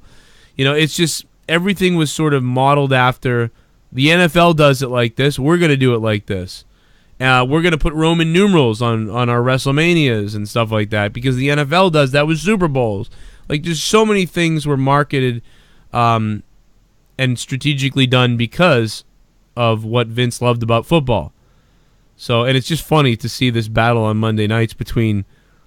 It's not a battle because they don't even know they're in it. They don't even know they're in the battle. They're losing. The WWE is losing. Give two shits, yeah. The NFL doesn't care, but the WWE's losing fans to it. But they're beating themselves. You're actually driving people away from your product. You're also driving people into the UFC. People are flooding out to go back to watching football. People are flooding out to go to watch UFC. So it's just so funny, and the WWE's like facilitating this in a way. Especially the UFC. No cross promotion is good for the WWE with UFC. There is no way. It just is not good. No UFC fan is thinking, yes, I'm going to now watch wrestling. The UFC fans a lot of times are like dudes who are kind of tough and smart. And some guys are tough and they're dickheads. They don't like this wrestling stuff at all. Give it a hell yeah! Most of them. Not everybody. Some people watch both. I know that. You're forgetting the Saints beat the Rams. Chiefs, Saints, Super Bowl. Becky is great on social media. Becky's going off on social media. Alexa's sweet ass, thanks for the donation. No, you're right. I mean, I threw the Saints in there, but you're right. That's a good point, man. I shouldn't leave the Saints out. It's true. It's actually a little bit more, I hate to say it, but it's more, what's the word? Embarrassing to admit you watch it now than it was before the Attitude Era. I think you're right. Because at least absolutely it is, dude. I wasn't into it back then before the Attitude Era, but if I was, everybody had an interest for it at least. Maybe you didn't dig it or whatever, but people dig it because they thought it was fake. But now everything's been known about it, and now it just looks stupid. Before it there was so much mystery behind it, at least. A lot of people say, too, like, it used to be, like Joe had said, I got the same reaction. People would make fun of me. Why are you watching wrestling? And now it's like, why are you still watching wrestling? Like, they understand there was a point that it was good. You know Stone Cold's like 20 years ago, right? Well, it's to the point where, number one, you get two different responses. You get somebody who was a fan recently, but they stopped recently, and they're like, oh, God, I stopped watching. It was so awful. But then there's the other person who doesn't even know that it's bad now, who says, oh, man, I used to watch that all the time. I should watch it again or check it out or see what's going on. Y'all remember Kane? With the mask? Well, but then, dude, I've seen these people, and then they go watch again. They go, oh, I should check it out and see what's been going on. I haven't watched in like 10 years. I remember it was awesome. Oh, no. And then they go, oh, I'm gonna watch it. And I'm like, oh, well, get ready. And they're like, what do you mean? And I'm like, oh, you're going to kill yourself. And they're like, what do you mean? And they watch it. They get back to me. They go, dude, what the fuck is this? I turned it off halfway through. And I'm like, yep. So that the people that stopped watching, like back in 05 to 08, 09 or 06 or whatever it was, those people, when they turn this back on, are blown away. They're like, what the fuck is this? Yeah, what the fuck happened? Yeah. I mean, people left, and it wasn't necessarily that the product was bad. Just things cooled down a little bit, and some of those casual, hardcore watchers, for a couple of years, they tuned out. They never really supposed to be wrestling fans. but they were sucked in by the whole popularity of the thing. And eventually when it calmed down, and then they went to college, and then they grew up, and then they just kind of forgot about it or something. So that happens. But this is abysmal. This is embarrassing. I can't help but, despise the fact that, people are so overly sensitive nowadays, too. And then people will come at me and say, oh, well, you were upset that, Nia injured Becky. But it's not in the sense of, it's more or less like out of care for the wrestlers that I get upset. I don't want anybody to be unsafe. And that looked like an awful, as we had said, Brie just, her training wasn't up to par. And, she wasn't, Nia's looked intentional. That was my main gripe with everything there. And now for them to capitalize, they're just booking it, to make her be as over as possible, as a heel. They're going to do everything in their power. But the sensitive nature of things nowadays, I saw Wade Keller, people were sending me his tweet, because we'll go to the beginning of Raw. Stephanie's in the ring, and she's praising Baron Corbin for the clean sweep with Raw. And Braun comes out, and he, says, I did what you asked of me. I want my matches. So she gives him the match with Baron Corbin at TLC. He picks the table, ladders, and chairs match as the stipulation. She says, if you win, you get Brock at the Royal Rumble for the title. But also if you win, Baron Corbin will, lose all authority. But if you lose, Baron Corbin will become permanent general manager. So that, there's something for both of them to gain. Braun gets the title match. Corbin gets to become permanent GM. And Braun went ahead and said something like, I'm going to rip Corbin to shreds. And Stephanie said she's going to have to work with attorneys because dismemberment is an issue. Braun just said he's going to tear him apart, rip his head off. He's made all these different claims about he's going to end Corbin's life. So Wade Keller posts on Twitter, so we're all supposed to be okay with Stephanie making jokes about dismemberment being a corporate liability live on Raw just weeks after the dismemberment of Khashoggi, and that was a PR nightmare for WWE and the US-based corporations. And it's like, how you jump to that? I guess I could see a small correlation, but that was not their intentions at all. I don't feel like they were trying to throw crown jewel in anyone's face. Who's Wade Keller? Suicide dive. What the hell does who does Wade Keller work for again? I forget offhand. Isn't that the PW Torch? PW Torch. Hey, Wade MMA Keller. Torch. Hey, Wade Keller. Go fuck yourself, you crybaby. You fucking Nancy crybaby, dude. Go fuck yourself, Wade. He just keeps going on. He's like, I don't hear the word dismemberment anymore. Huff and huff, fuck it. What? He's like, I don't hear the word dismemberment anymore without thinking of Jamal. And you think after what Stephanie went through, being with the WWE, it doesn't conjure up the same thought every time that word is said or written. All I think about is that Shawn Michaels angle in 1998, like, we're gonna dismember him. But that was the best Shawn, man. That was so sensitive. Good. And I understand, I don't know. I don't understand how people can just, just be constantly offended about everything. Even with the Roman stuff tonight, No, if he's you should expect it. Let me explain something. I'll explain it to all you guys. Dead wrestlers want themselves brought up and mentioned, most likely. Okay? If I'm going in for cancer treatments, okay, trust me, if I'm a wrestler in the WWE and I'm going for cancer treatments, please use this. Please use it. Like, don't make it all be for nothing. Use this. Yeah, you garner sympathy, and it also helps you stay fresh in the minds of the fans. You don't want the fans to forget you. It takes forever to build you up in their minds to begin with. Just in general, when you suffer, man, you don't want it to be for just to suffer or just for nothing. Go through something. You want it to be as big as it can for something good. And it's like I can't tell you how many times. I can't tell you how many times a day I get this tweeted at me. For the last 4 years to 5 to 6 years, the last 6 years I've been reviewing WWE. I get the response, then don't watch it. So I just want to tell you that don't worry. When you say to me and you say to people don't watch it, they're not watching it because they're stopping watching it because the ratings drop every year, and they're dropping exponentially downward. I think that's the wrong word, but they're dropping downward. So they're dropping downward. The worst ratings, by the way, 2 years ago, people were like, that won't happen. 2 years ago, not happen, they said. Well, the ratings are going down, so how could it not happen if the ratings are going down? Then they said, I don't know.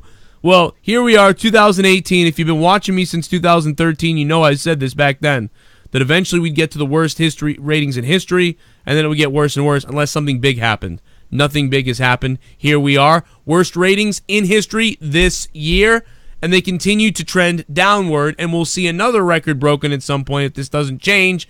But there's always a dumb fuck on Twitter who says, then don't watch it. It's that simple, Jimmy Bad Boy Jones, which I don't believe is your name at all. And you look like Roman Reigns' gay lover. And once again I say, it's my job to watch. So I have to watch. But don't worry, the thousands who tune out every year, the 350,000 people who will not be watching this show next year, they will go. And then soon you will feel dumb.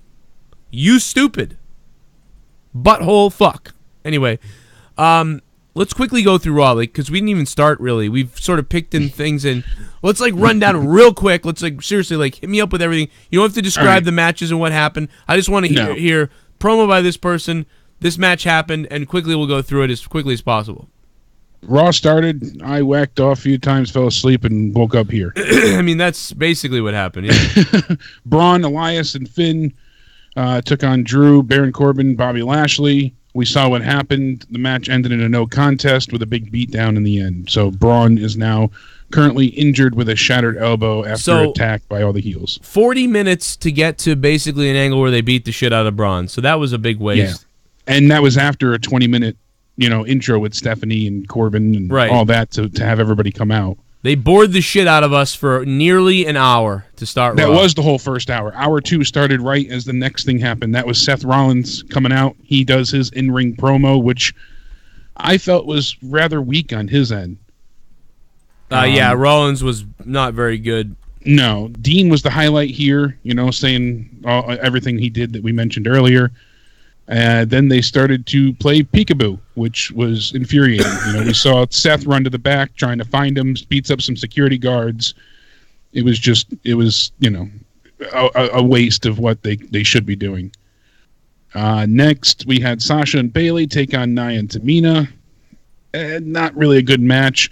Nia and Tamina, they're slow. They don't quite move well. I don't think they work that well together either. Bayley and Sasha looked like a really good tag team tonight, though. They kept tagging each other in quick succession. I like that. When they do eventually instate the women's tag matches, I can still see them being the first ones to hold the belts. But Tamina and Nia Jax won. After that, we get Drake Maverick being made fun of in the back. That was cringy. People were telling him, don't get pissed. Sasha and Bayley, I mean, you knew they were done, so that was stupid too. This is over. Yeah, that was, upsetting.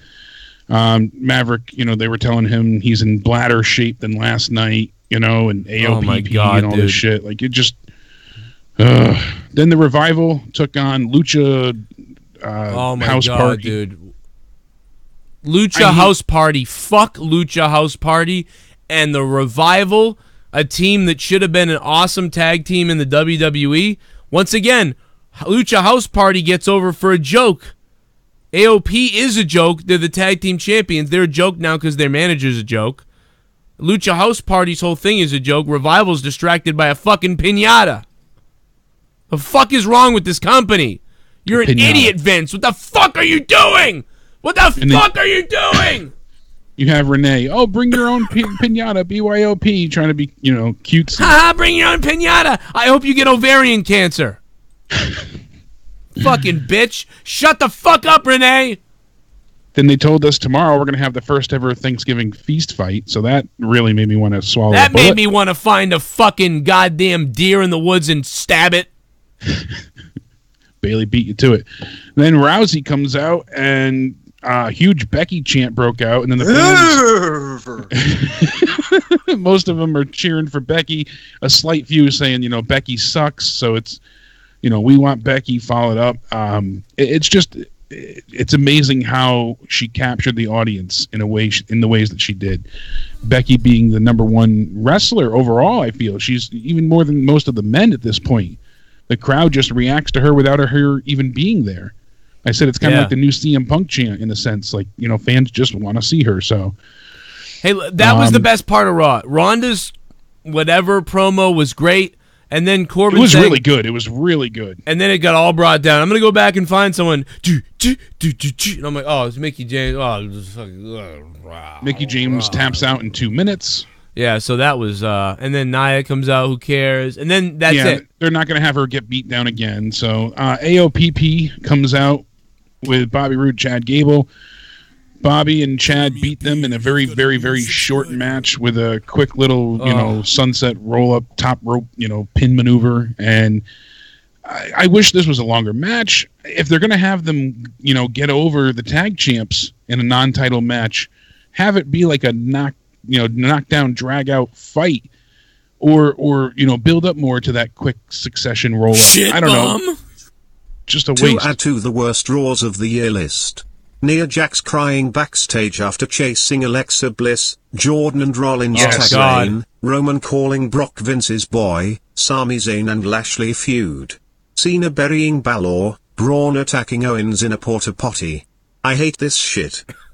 Pussy Lips McGee, thank you for the $5 and becoming a $5 shit bum. Hey man, thank you Pussy Lips McGee for keeping me on the air with the donation, man. If we don't get those, I'm fucking homeless. So thank you, Pussy Lips McGee. But you know what? You suck, WWE. AOPP, you fucking idiots. What did you think was going to happen?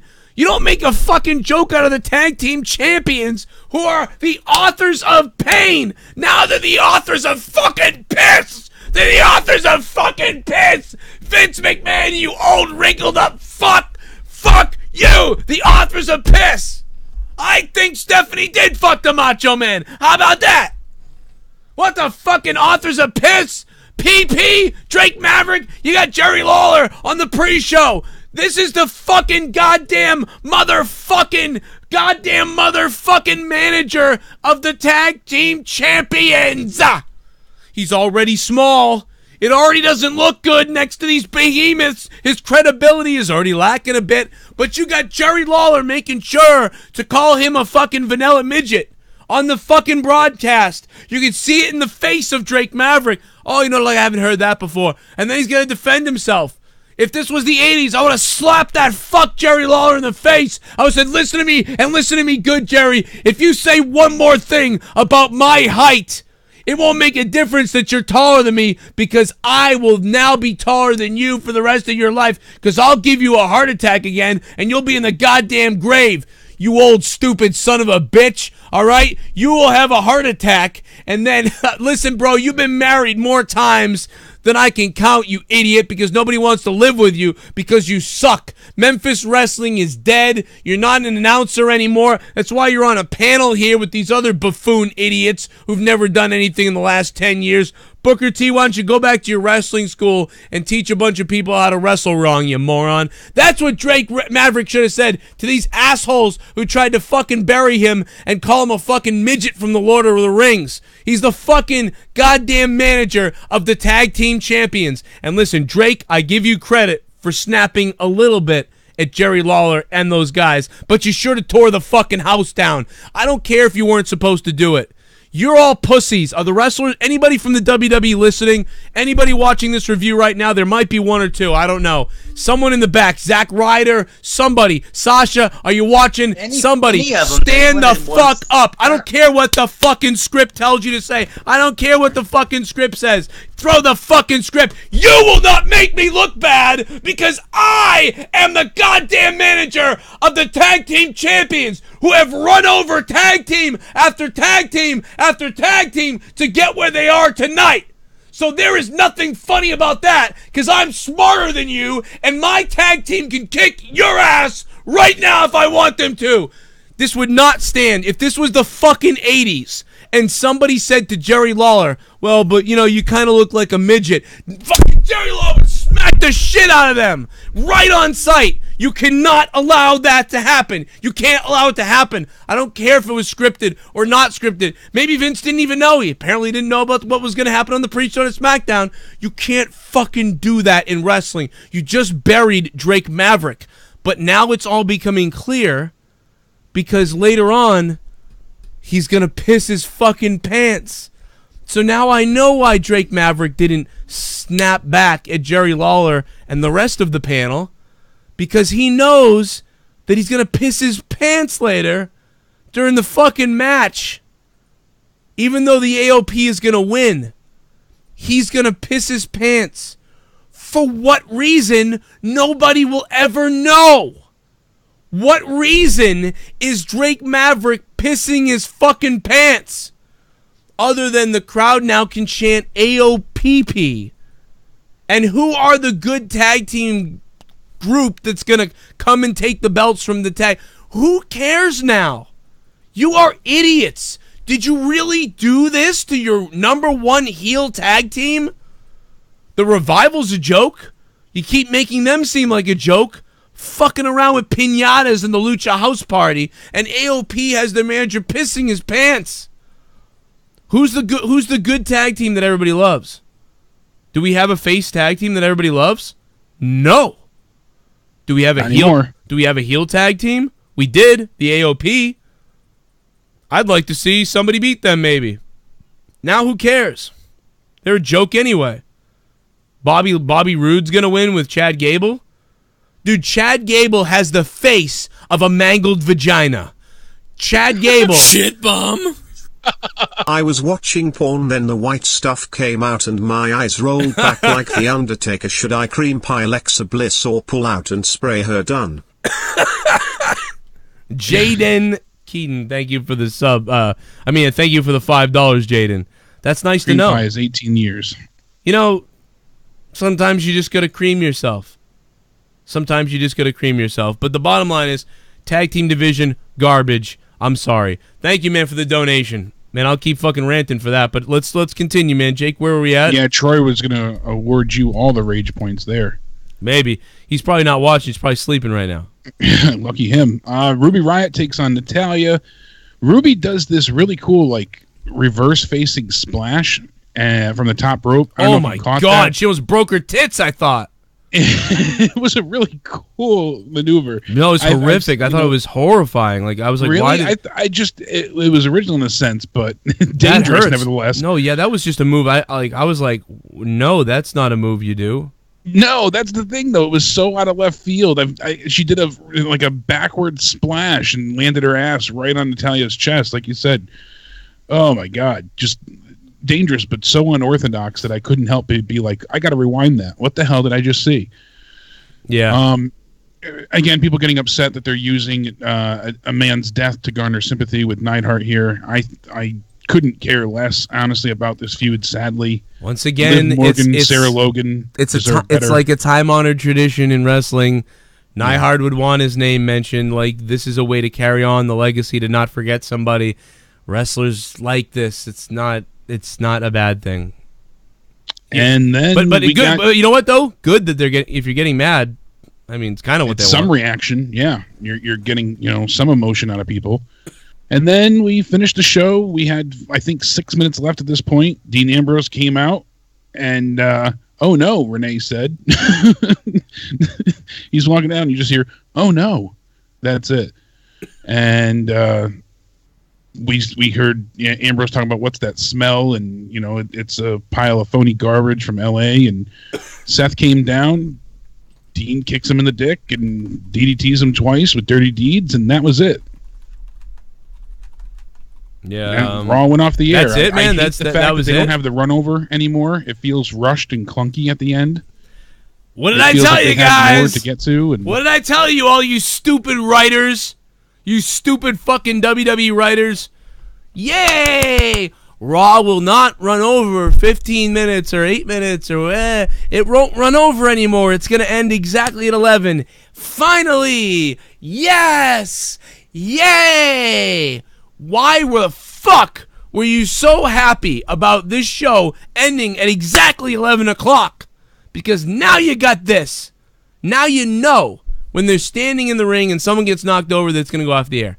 Now you know that when someone's about to get a pin, it's going to happen because there's no time left and they have to be on. You have to go home. You got to get out of there. The excitement is gone. I told you, and this sucks more.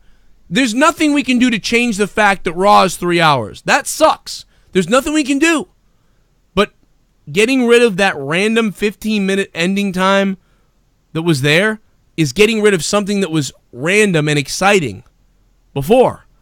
The overrun is typically the best part of Raw. People tune back in at the time of the overrun to see what's going to happen.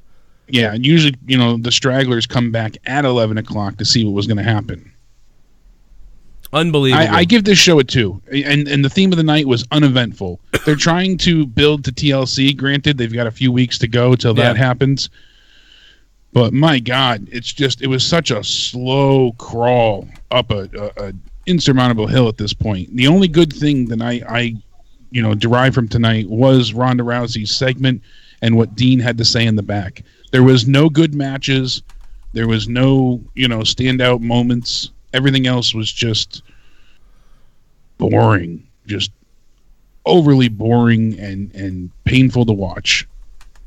I'm hoping SmackDown can do a bit more. I'm curious to see, what does Charlotte do next? Does she end up facing Becky? Is Becky cleared? Do we have any updates with her or what they're going to do there? Who's going to face who for TLC? Who's Daniel Bryan going to face? Is AJ getting a rematch? So at least SmackDown has some what ifs and some reasons to tune in besides their dumbass food fight. But Raw has nothing going for it right now. And if Braun, they're saying, he potentially suffered a serious injury with a shattered elbow. That seemed fake. I know he does have his knees issues, going on currently, but imagine if he is actually injured and he's not on Raw now. Oh my God. Then they're really screwed.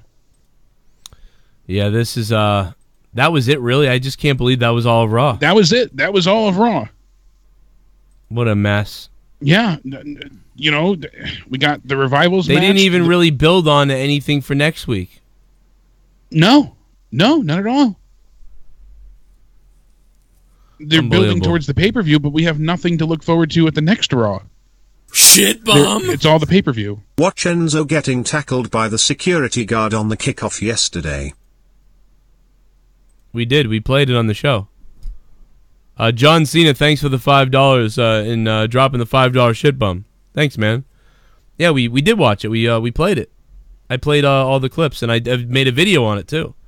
Enzo getting pulled down and dangerously, I thought, by that security guard who escorts him out by herself pretty much the whole way, which was weird. I thought that was kind of strange. I don't know why. Even if it would win one male security guard, I would have thought that was strange.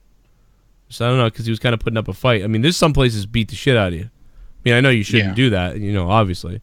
And they probably alerted him. It's a former wrestler trying to... I mean, they probably didn't, though. They probably just thought it was a fan. Who the fuck knows? I don't know. Yeah, guys, what's up in the chat? Hit that like button if you'd like. Let's see if we can get to 200 likes or 300 likes. There really is nothing else, man. I can't believe how quick we went through that, actually. I thought I was going to be ranting on every moment, and now I... No, because there's no reason to give a damn about any of it. Yeah. You ranted about the only thing that deserved ranting. The one semblance of, decency that they had with the tag division, they completely neutered in the process of making fun of someone because they're short. Vince always, anybody that looks a little different, obviously, he has to, attack constantly. So that's always been his nature, his type of humor, the stuff he enjoys. He liked making Natalia fart and picking on, that's just his stuff. He loves the potty humor. And yeah, there's no news out either, too. I'm looking and I'm just trying to see, what's there to talk about? Oh, the big interesting stipulation for Braun versus Baron Corbin at TLC. Interesting stipulation. It's a TLC match. It's a tables, ladders, and chairs at tables, ladders, and chairs. What's interesting about that? They're fucking retards, dude. It's the namesake. When they said this, when she's like, you can have any match and anything or whatever, I was like, wow, that's pretty cool. And then it was later on that night that we were like, well, TLC's coming up. So it's going to be a chairs match or a ladder match or a TLC match. So what's the stipulation that's so crazy he can pick? Braun should be like, I want him in a fucking Texas death match. I want to have a David Arquette match with him. Fucking Jesus Christ. What are you doing, Arquette? I just, they're fucking retarded. They're raw-tarded. Here's the t-shirt. Want to buy it? It's on my Teesprings. By the way, has anybody seen my shop, my t-shirt shop, popping up underneath the videos? My link to my Teespring site is now on my YouTube channel. It said that it should be showing up. Has anybody seen that shop now popping up down below? Let me know if you have in the chat. I haven't seen it, but they said it could take 14 hours. But it's been I think 24 hours, so I'm surprised. Do you have YouTube Red? Yeah. I do as well, and I don't get any type of those things to pop up with YouTube Red, so I wonder if that plays into it. No, this should pop up, I would think, even on YouTube Red, because Red gets rid of all advertisements. So. No, I get them still. This isn't an advertisement, though. It's like an annotation on the video. Oh, like a link type thing. I got you. Yeah, it's like I was clicking on Lindsey Sterling's video earlier, and then below in blue, a special thing came up like get tickets now, and you can click it, and it's all interactive in the YouTube app. So it's part of the integration of the YouTube app. So it's different. So yeah, because I have YouTube Red and I see other people's. Like I've seen other people's merch things pop up. So I'm like, oh, that'll be cool when I have that too. Not that I have the best shirts, but some of the things are kind of funny and people want to help out and buy a t-shirt, and there you go. But I really think you should become a patron because Patreon has all the cool shit over there. 202, what's up? Hey, 202, you're live. What's up? 202 has left the building. 601, you're live. What's up? Hey, yo, who fucking let a woman at the WWE? Am I right? Wait a minute. Who effed a woman? No, who let a woman at the WWE? You know what I mean? What is he saying, Jake? Translate retard for me. That's not translating it. That's just continuing. That's all I got out of it. Okay. My translator must be broken. I mean, that guy was I thought that was going to be funny, but I couldn't hear what he was saying. Something about woman. I heard woman. WWE and woman. Galactic Brand, thanks for subbing to the channel. What's up? Also, shout out to John Cena for the $5, man. That's pretty awesome. But come on, Cena, dude. You're fucking rich, dude. $5? Cena's... Come on, man. You're fucking Bumblebee. Project X movie. And they have a video he posted of him in his trailer. He brought in his piano because he's taking piano lessons, and it's like, oh my god, who are you? He's starting to get weirder and weirder. That fucking vodka commercial. He's speaking Mandarin, playing the piano. His hair is just looking bizarre. He did that weird finisher at Crown Jewel. Yeah, the like weird finger punch move. I don't know what the hell to call that. The sixth move of Doom. It was ridiculous. 240's on the phone. What's up? Gamers, please stand up. Who? Gamers, please stand up. Dave Rose? Gamers. Oh, God, man. That's the same guy again calling from the fucking another dumb number. Oh, my God, man. Like, what the fuck are you saying? Dude, your phone calls are as fucking dumb as raw. You know? How enlightening. You could have said anything, man. It could have been anything. It could have been good, and it's just whatever, man. Come on, Cena, man. Donate the real money. You got all this money. You're fucking Bumblebee. You're in all these movies. $5, Cena, really? Cena, really, Cena? I have 3 kids. John, I have 3 kids. You'll never have kids. Well, you do have one, right? Doesn't he have one? Or is that, am I thinking of Tom Brady? No, Cena has no children. Yeah, he doesn't have any kids. I'm retarded. I'm thinking of Tom Brady. I know, I'm thinking of Cena was Brady. so against having children. That was Nikki's problem. Hey, let me ask you this. Today, Brenna, my daughter, was running around the house saying, "The power of Grayskull," and all these other things, and I was like, "Are you watching fucking He-Man?" she was saying stuff, and I'm like, "This is fucking He-Man." I'm like, "How do you know about He-Man?" So on Netflix, they just brought back She-Ra. Oh, really? In a cartoon. But so I was watching, I started watching, I'm like, oh my God, that is her, I guess. but it looks way different because it's different cartoon. You know, it's different drawings. It's like the Ninja Turtles. It's like that don't look like the She-Ra that I knew when I was a kid. And I looked it up. Of course, this is what she used to look like with He-Man. Of course, when we were kids, things were weird in the 80s because in the 80s it was like all the guys were like muscular, like barely wearing clothes in a lot of these things, and then the women had big tits and shit. The Raw crowd seems more dead than my grandma. And when does the Beastmaster versus Lesnar Jinder Mahal a better WWE champion than AJ Styles? Mahal a better champion than Styles, man. Jinder Mahal, thank you for the $5. I don't know about that, but it wasn't much better in a way. But I love seeing AJ with the belt, though. I thought it was great when he got to defend that belt in the right way. Than Mahal. Certainly had a better run than Mahal, I think. But at the beginning of Mahal's run when he was a heel, I thought he was great. Because that was... The funniest thing was that night. Remember that night? I don't remember what happened when he won it, maybe, or something. When he drove away in the limo and he was holding the belt out of the limo as it drove away like, ha! And he was holding the fucking belt out. That was so goddamn funny. But yeah, dude, so this is what She-Ra looked like. You know, she had the titties. She looked hot. Yeah. You know, He-Man had this dumbass haircut and he was naked. The bowl cut with the chest protecting looking, yeah. But it's like, this was just the cartoons in the 80s. But the new cartoons out and like, She-Ra's like, looks like a kid almost. And, really? And so this is the cartoon now. And I shit bomb put my video on so you can't see it. Got 4 new subs and a donation since you retweeted my shit earlier. You have the power. Yay. LOL, put our fucking show up, man. Lol, love you, bro. What the fuck, though? Now you gave me $5, Dale. That's dumb. Nah, Dale, what's up, bro? Favor. So let me, so this is what she looks like now. What a difference. But yeah, let me say, I did, if anybody can see it, before this video, a couple posts ago, on my community tab, I posted Dale's GoFundMe, so if anybody wants to go check it out. That guy has never asked me for anything. I've known him for years. He's tried to... You know, every once in a while, he's like, hey, maybe we'll do a podcast or something. And I was like, yeah, maybe we'll do one. And, you know, we've tried to hook up and it didn't work out, but we've always talked here or there. He's never asked me for anything. And he just lost his job. So Christmas coming up and it being kind of crazy, I was like, yo, send me your GoFundMe, I'll post it. So I posted his GoFundMe. So that's good. He got 1 donation and, you know, a couple people watching his video that I posted. I linked his video on my channel, so... If you haven't seen that and it says GoFundMe, go give it a watch. Again, like I said, I've known this guy 3 years. We sort of talk here or there. And he's always like, hey, if you ever want to come on my show, feel free to come on, you know. And he's never asked for anything. So I just know that it's legit. And, you know, I think he's got a kid. So it'd be nice if you're like thinking about giving to somebody. Or you're like, I don't know where to donate a couple bucks to somebody this Christmas or around this time.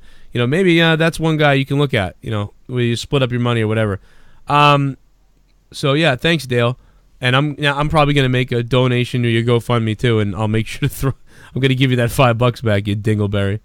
But, yeah, this is what she looks like now on the left. So, my opinion mostly is that, you know, I don't know, because people are like, well, it's a cartoon for kids, man.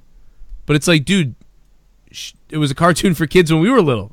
Yeah, back in the 80s. People in the chat were saying SJW She-Ra. Yeah, it certainly seems that way. Like, yeah, I mean, I can tell you that my daughter... She's 16, yeah. My daughter, who's 4, was running around today loving it. So, all I can tell you is my 4-year-old daughter was running around loving it. I believe in my mind, maybe, that this was targeted towards a younger female audience. Maybe, you know, mostly a younger little kid, little girl audience, where He-Man, I don't know what to say. I just know that I feel like He-Man was more over with 5, 6, 7, and 8-year-olds. And I think this is targeted more towards 3, 4, 5-year-olds. Maybe I'm wrong, and maybe this is a social justice warrior bullshit. But I don't know. I mean, I just know that She-Ra was made for kids when we were little, and she looked hot, and the guys were like muscular and half naked, and the wrestlers on the cover of the VHS tapes that I'd rented from the video store in the 90s they were muscular and oiled up and looking crazy. And I was attracted to that, so maybe I'm gay. You know, but I was like, damn, those guys look crazy, like superheroes or something. What are they? This is American Gladiator type, you know. What's the difference with not Chris Pine, whatever his name is in Thor? Hemsworth. What's wrong with what's the difference? You know, it's sort of like that's where that is now, but you can't do that in cartoons. It's weird. But why? But that's what we saw when we were little, and none of us turned out to be fucking too crazy. I mean, what's the difference? But I don't know. Like, but at the same time, like, maybe they just thought, like, well, we want to market this show to young kids, and you know, maybe it's a prequel, so she's like a younger girl too, so she might be a younger person as well. So if she's younger, they're not going to have her fucking tits hanging out. You know, Shira, she looks much older on the right. So if this is a prequel, maybe they thought they should be careful, you know, obviously. Yeah, so she's younger. Brian said, just don't tell Ellsworth, you know. Yeah, oh, yeah, right. Shit bomb. She's 16 shirts. Before Vince Brooks the show, he raised his pen and says, by the power of Numbskull, I have the power.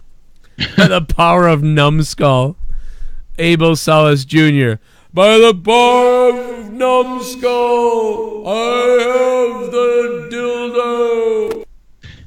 Dude, talking about numbskulls, Tommy, I was talking to him last night. I'm like, yeah, you know, I don't want you to not see the pay-per-view, so just I can always find streams on Twitter, you know. And he's like, well, that's not going to work because I watch it on my TV, but I'm going to send you my PayPal so you can send me the money for the network, okay? I'm like, oh, fuck it. What the fuck is wrong with him? What the fuck is wrong with Tommy, dude? What the fuck is wrong with you? So you're like, don't worry, we'll make sure you get it, and then you're like, here, I'm going to send you the links to the free I can always sites. find a stream or something like that. I said, and then he goes, just PayPal me the money. Like, what money? You can send me the money. He's like, I'll make sure I use it on the network. No, wait a minute. This is a guy who won't tip people real money at restaurants who bring him food, and then gives them a tip of, I gave him a compliment, that's a tip. This is the same guy that says that, but then when you say you can help him watch for free by getting him a free stream, he says, no, just send the money to my PayPal. Yep. Tommy, you're a fucking piece of shit, bro. I'm sorry, dude. You are a fucking piece of shit. I was talking with him back and forth, and I was like, yeah, I don't want you not to watch it. I was like, I can always find streams online. And he's like, well, if that doesn't work, you can just send me your login for the network. Yeah. Here's my login. Here's my login to www.killyourself.com. Shit bomb. Let's fucking go Rams. DMOON. DMOON's all stoked. Imagine if the Patriots faced the Rams in the Super Bowl and the Patriots beat the Rams. DMOON's teams eliminated by Boston teams twice in 1 year. Well, no, it'll be next year, but suicide watch for you, DMOON. You don't want no more fucking New England. I'm just kidding. Congratulations. Thank you. Thank you for beating Kansas. We needed you guys to beat Kansas tonight, so thank you.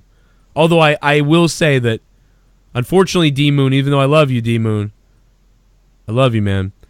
But if the Patriots get eliminated, I'm going to be rooting for Kansas. It's been fucking...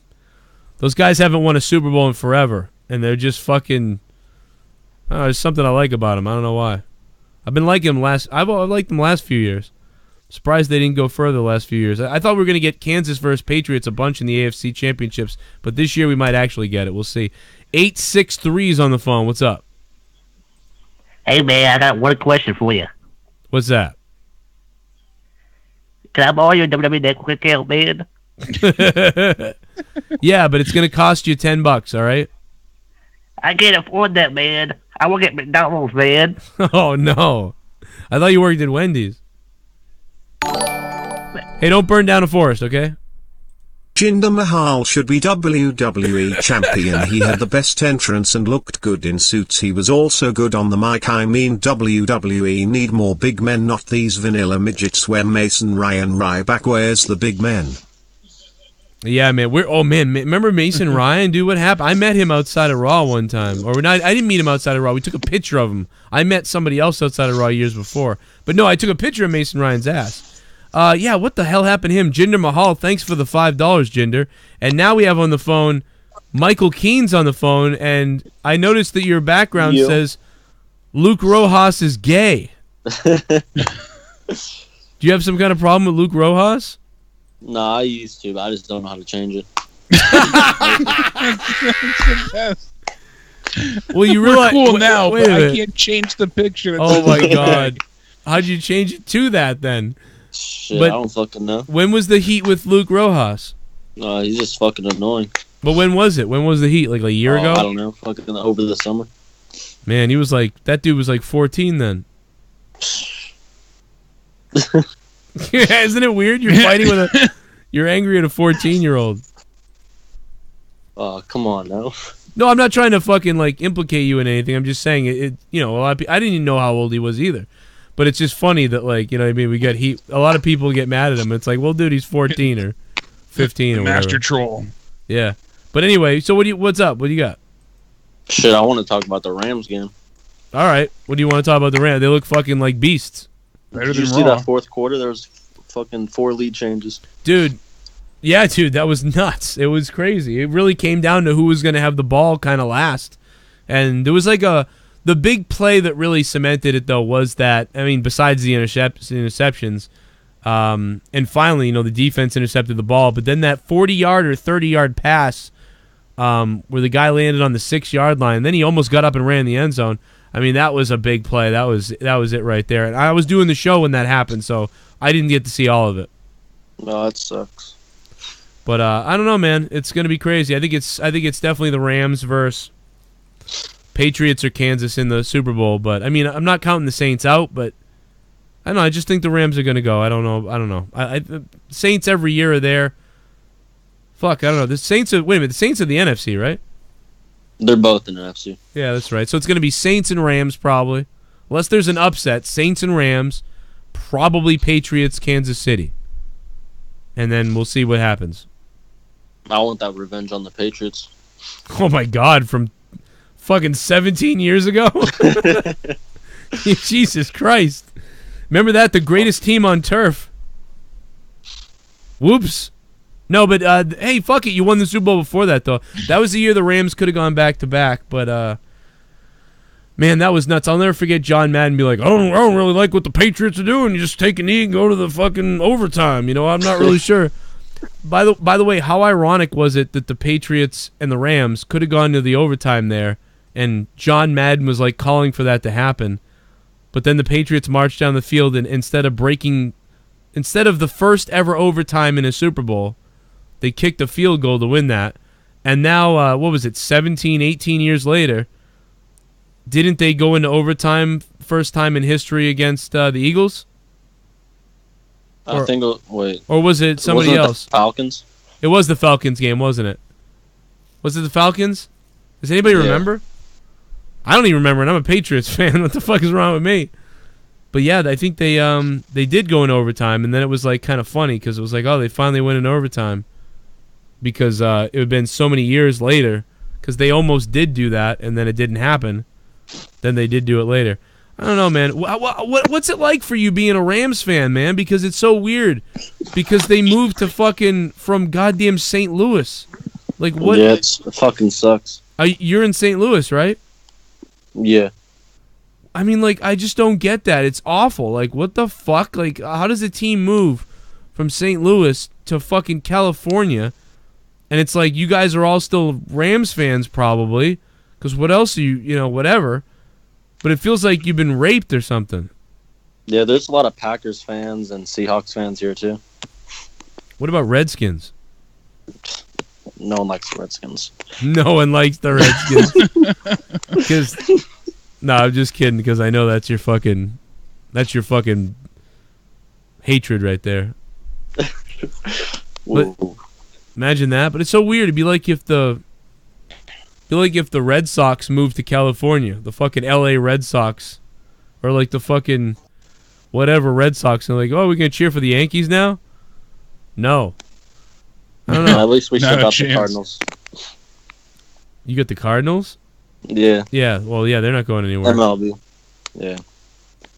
Well, I love St. Louis because for some reason they like giving Boston championships. Ah, fuck you. Well, I don't know why it is though. Like the Bruins in the 70s, Seems to be a fact the of life, Patriots' first Super Bowl, the Red Sox first win in 86 years in the World Series. St. Louis is like, yo, you want a fucking championship, Boston? We got them all for you right here. Come through us. And the Celtics beat the Hawks back in the 50s. Yeah, it's weird, and it's bizarre. But anyway, I don't know, man. I feel bad though for the Rams fans in St. Louis, but I don't know, man. Yeah, you probably go in the Super Bowl, so. Yep. That it? Fuck Boston. That's fucking. You're my patron, you asshole. Jesus Christ. They're having that 1 hour Starcade on Sunday.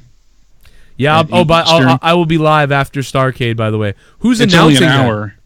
That? I'll still be live. Starcade it's Saturday, but Sunday is the network 1 hour special. Oh, they're not live? I thought it was going to be live. No, it's not live. It's a recap. And the matches, they have Dean Ambrose against Seth Rollins in a street fight.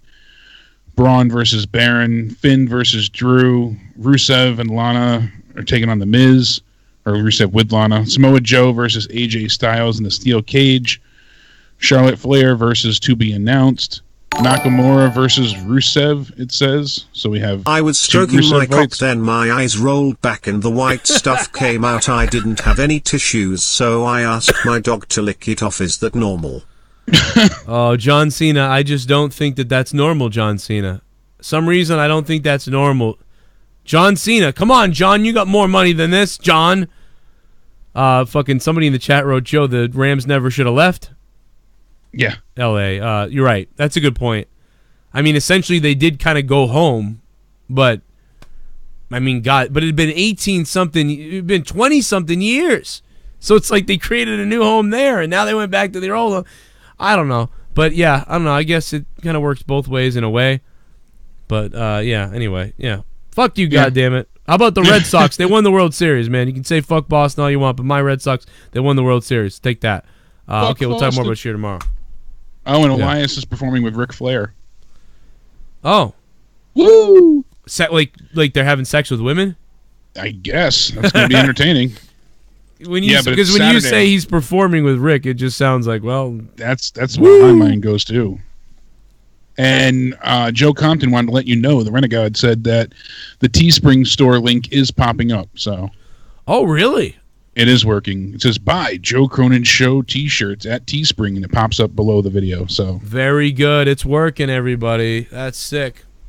So if you guys want to buy merch, I mean, all my links for all my other ventures and things and Twitters and Facebooks and donation pages and Patreon is really important. If you're not a patron, what the fuck are you doing? Come to the army on Patreon. If you're not a patron, even I what are have you my doing? shit. Everybody get on there. Even for $1, $2 you get corrupted, right? Yeah, even for $2, it's $1 you see it live, but yeah, $2, man. But $5 you get 30 hours a month, so $5 is what you should do. But that's like the good one. Like if you can't afford a lot, but you want a lot of shit, that's like that's the best one. You get like 90% of the shit. I don't see it on mine yet, but I'm sure some other people are seeing it. So just look on your phones and stuff. There'll be a merch link down below usually to tell you about buying merch or whatever. I don't know. A lot of other people saying they haven't seen it, so it could be only working for certain people sometimes, so I don't know. We'll see, though. Hey, fucking Brahim is about to super chat. Brahim. Give me a hell yeah! I like my name still being mentioned also, says Chris Benoit. Well, that's true. I think that's where they draw. I guess we found out where they draw the line. Yeah, that's the. They draw the line at murdering your family, and making the company look bad by having been on steroids and having a concussion and all the concussion shit going on. Yeah, I got everyone's addresses, Mom. I got everyone's fucking addresses, Mom. By the power of Grayskull, Jake, Hitler, and Skeletor are in dreams at night. They always have guns and tell me to stop having wet dreams over Io Shirai. Oh my God, Brahim, you can never stop, Brahim. you got to keep bringing those wet dreams all you can, my friend. Don't ever stop.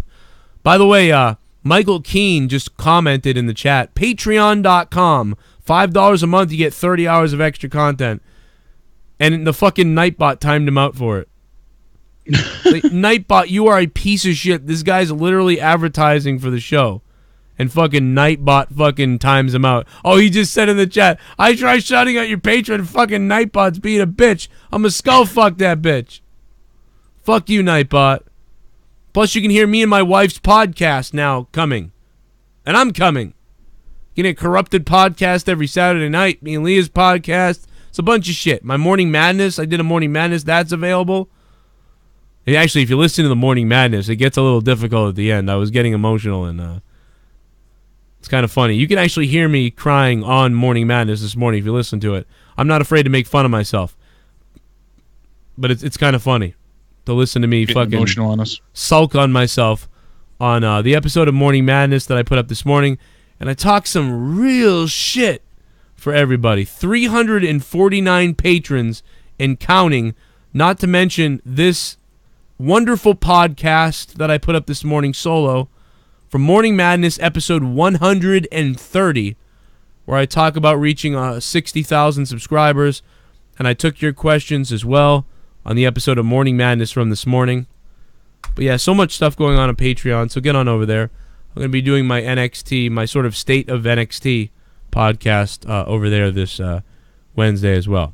Anything else anybody wants to say before we are finished with this thing tonight? Buck a duck, let's all get gay. Let's get gay. Let's get gay. No, this show killed me, honestly. Somebody hit me with somebody who's rich hit me with the Let's Get Gay donation on SmackDown tomorrow night. And I'll do a that fucking, sounds like a party. I'll get all happy, and I'll get all happy. Hey, we're going to take a phone call because the phone lines are been popping tonight, and I didn't take a lot. 908, what's up? Yo, what's up, guys? It's Jacob. Oh, what's going on? Yo, did fucking Vince, did Macho Man really fuck Stephanie? Is that why this is all happening? Is that why? I don't know. There's like all this bullshit that we are eating. Does Vince hate us? Like the people? Like what the fuck, man? Did Benoit ruin wrestling? Like what? Like what the fuck? I don't know, bro. This is torture. This is 3 hours of an insult to our intelligence. Like I'm not a fucking kid, man. They can't just show everything for the kids. Like what about us fucking marks? What the fuck, man? And Nightbot, fuck you. Oh my god. Nightbot, fuck you. Dude, Nightbot's Jacob, I love you, a cunt. dude. I love you, Jacob. Great call. Hey, listen. Joe Compton, I think you're mistaken, bro. Joe Compton sends me a screenshot and he circles where it says buy Joe Cronin Show merchandise on Teespring. Well, that's just the Teespring link that's in my description box, Joe. So apparently it's not working yet. No, when you see that's a pop-up that came up on the bottom. Yeah, you'll see. It has a little eye next to it. What? Because when I checked it on my mobile, that's what I saw pop up. Oh, then maybe it is working. But no, It's like a little eye that pops up, like a little circle with an eye. What he sent me, though, wasn't that. He sent me, like legit sent me just my description link. He didn't send me the pop-up. He sent me a description link. Ah, gotcha. So it's like, that's not it. It will be like a weird, like, third screen that pops up. So you can get to, anyway, you can get to the merch easy that way. A lot of people sometimes say they whatever. But again, all the links are in the description anyway, if you want to get to my merch or anything else. It's all down there. Follow me on Twitter, by the way, too. We got to have Twitter wars with people. I need you guys. I need my army on Twitter to attack. It's @CorruptedPod, @CorruptedPod on Twitter. And that way you guys can see that. Let's take another phone call. Well, this is the last chance. Last one. 217, what's up? Oh, man, I'm surprised I got on the show. But oh, shit. What's up, man? I thought you were going to be that guy who's like... What's up, man? Nah. Yeah, I got a question. I know this ain't got nothing to do with Raw, but it got something to do with SmackDown. Yeah. Asuka's dead. What you think they could do to fix her? I'd like to see Asuka not booked so crazy, like that she beats everybody and everything like they did before, but I would like to see her booked very strong, and that's the only way I can see it, is if she's kind of always a threat, and if she could get into some storylines with some people, but it seems like they just like it seems like she's been relegated to that like Tajiri thing, you know, like where she's crazy because she can't speak English. You know, it's like, I mean, like, you know, she's not exactly wearing a sushi hat or like something like that, and making sushi in the back for everybody. But you know they're always gonna fall to stereotypes. And I'm not trying to complain about stereotypes because I don't want to go SJW on everybody, but the language barrier. But unfortunately, because of the language barrier. But you can, dude, you can use that to your advantage because you can make somebody scary because you don't know what they're thinking or what they're gonna say. Like, wow, you know. And sometimes Tajiri would come off that way back in the day, but then they kind of made him silly, and it was. I'm afraid they're doing that with her, where she's like, "Oh, yeah." And it's like, "Oh my God, stop doing that." Can you? Yeah, she has those over-exaggerated, you know, mannerisms where like they make her seem like she's a crazy. I don't even want to say what I think they're making her seem like because I'll come off as like a racist or something somehow. But a giggly gook.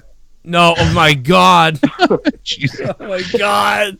No, like an animal. Like like it's like, why is she acting like that, dude? Why?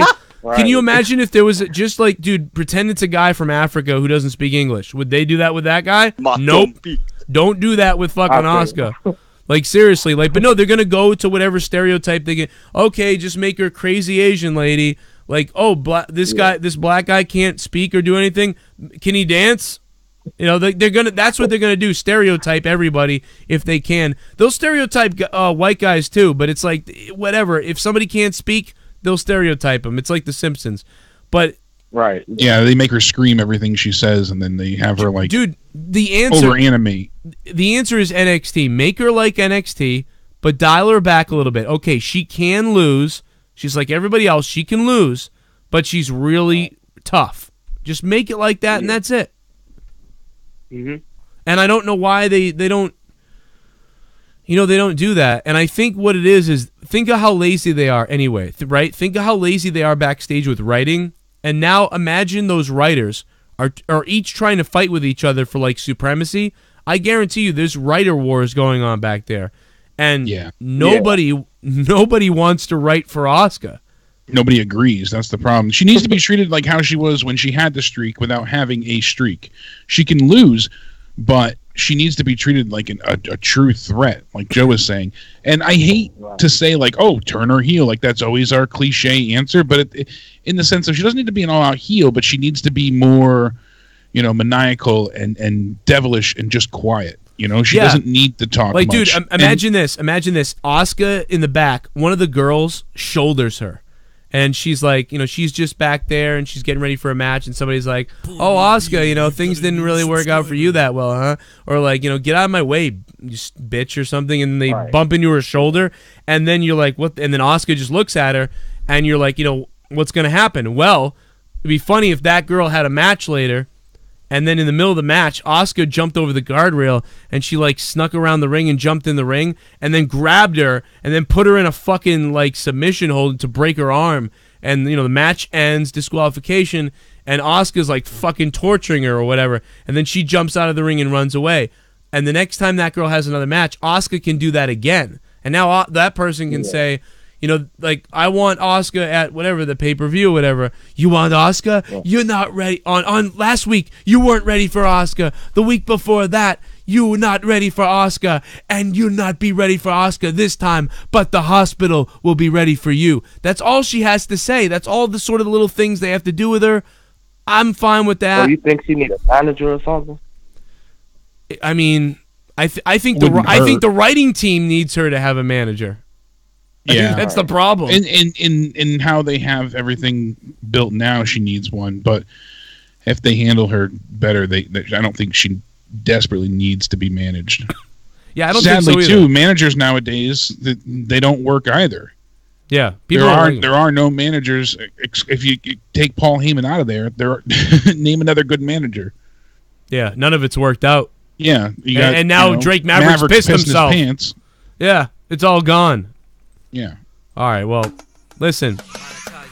We're getting ready, man. So the bottom line is tomorrow night, after SmackDown. We'll be live right here on the Joe Cronin Show for the SmackDown review. Hopefully there'll be more to review. Wasn't a whole hell of a lot to review tonight. If you missed it, I redid my Survivor Series opinion a little bit. So this morning I did my final opinion on Survivor Series. I increased my rating a little bit to maybe a 5 or 6. But I think I increased it to a 5. I don't remember. But I went over everything. Yeah, it was a good listen. I can see why you did as well. I mean, yeah, it was just hard not to go off of emotion last night. That's why it's good to process everything and go back the next day. Well, you know, I think some people went overboard saying it was the best show of the year on the main roster. I think that was no way. I mean, I don't agree with that. But only those that hate women, you know. Oh, allegedly. So, I don't know. I think it was a nice listen. A lot of people liked it. There's no donations. I'm very clear-headed. So if you want to give that a listen, that video's up a couple videos ago from earlier today. You might have missed it because it got uploaded at 10 a.m., so you might have missed it in your sub feed. So go to my main channel, hit my page, hit my videos, and scroll down a bit. My final predictions about Survivor Series. I'm sorry, my final review. Final thoughts on Survivor Series. That's there. And what do you think about WWE putting up the fucking like Enzo wanted signs all over the place? That's just funny. That just made me laugh. Somebody on Twitter made a parody song for That's Amore with Enzo Amore. And I retweeted it before. It's like, you know, when you stand up and shout and security throws you out, that's Amore. Don't even make it on air or get to keep the commemorative chair. That's Amore, you know? What? Dude, when your ass is released, so you buy your own seat. When you're thrown to the floor, escorted out the door, that's Amore. I wish to God. First of all, that's something I would like to have made. I'm jealous now that I didn't make that. I'm jealous of that person. I'm pissed. That is fucking funny, dude. Did you really retweet that? I want to go look that up. Yeah, I just retweeted it. Oh my God, where is that? I'm gonna play it if I can. No, it's just lyrics that he wrote. No song. So oh, really? You can sing it. Where is it? You can. I retweeted it a few minutes ago. Fucking where? What the fuck? Where is it? Let me link you to it. Oh, here it is. I found it. Got it. All right. Pat Savino. Pat Savino. Yeah. Oh my God. He's got like thousands of retweets. Wow. Wow. But yeah, he is public enemy number 1, and he is proud. You know. There it is. There you go.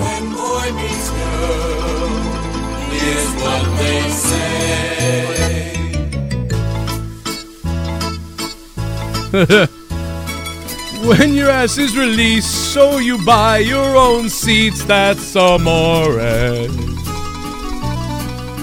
When you're thrown to the floor, escorted out the door, that's amore. When you stand up and shout and security throws you out, that's amore. How you doing? I'll work on that later. That's fucking funny as shit, dude. That's great. You gotta fucking tweet that guy's thing out.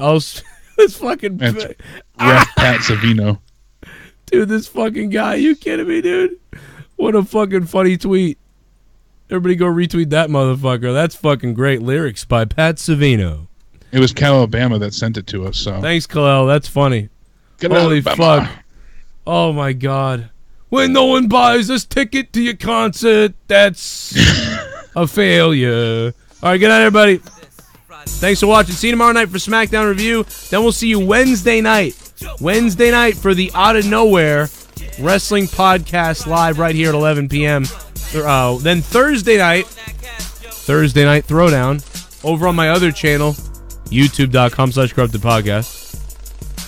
And then Friday night, it's Monetize This! I am the Monetize This champion! Will I put the belt on the line this Friday night? Maybe. I might put the fucking belt on the line this Friday for anybody. I might do it. So watch Monetize This Friday at 11 p.m. Eastern Time. And bring the fun. Check out me and Leah's podcast up on Patreon and all the other podcasts on there. Corrupted Podcast, Morning Madness, and a bunch of other shit where I talk a bunch of shit. Your mother's a bunch of shit. Fuck off. JCS Army for life. Life. Joe Cronin, monetize this. Keep counting that joke. Fridays at 11. Joe Cronin. Keep counting that cash, Joe.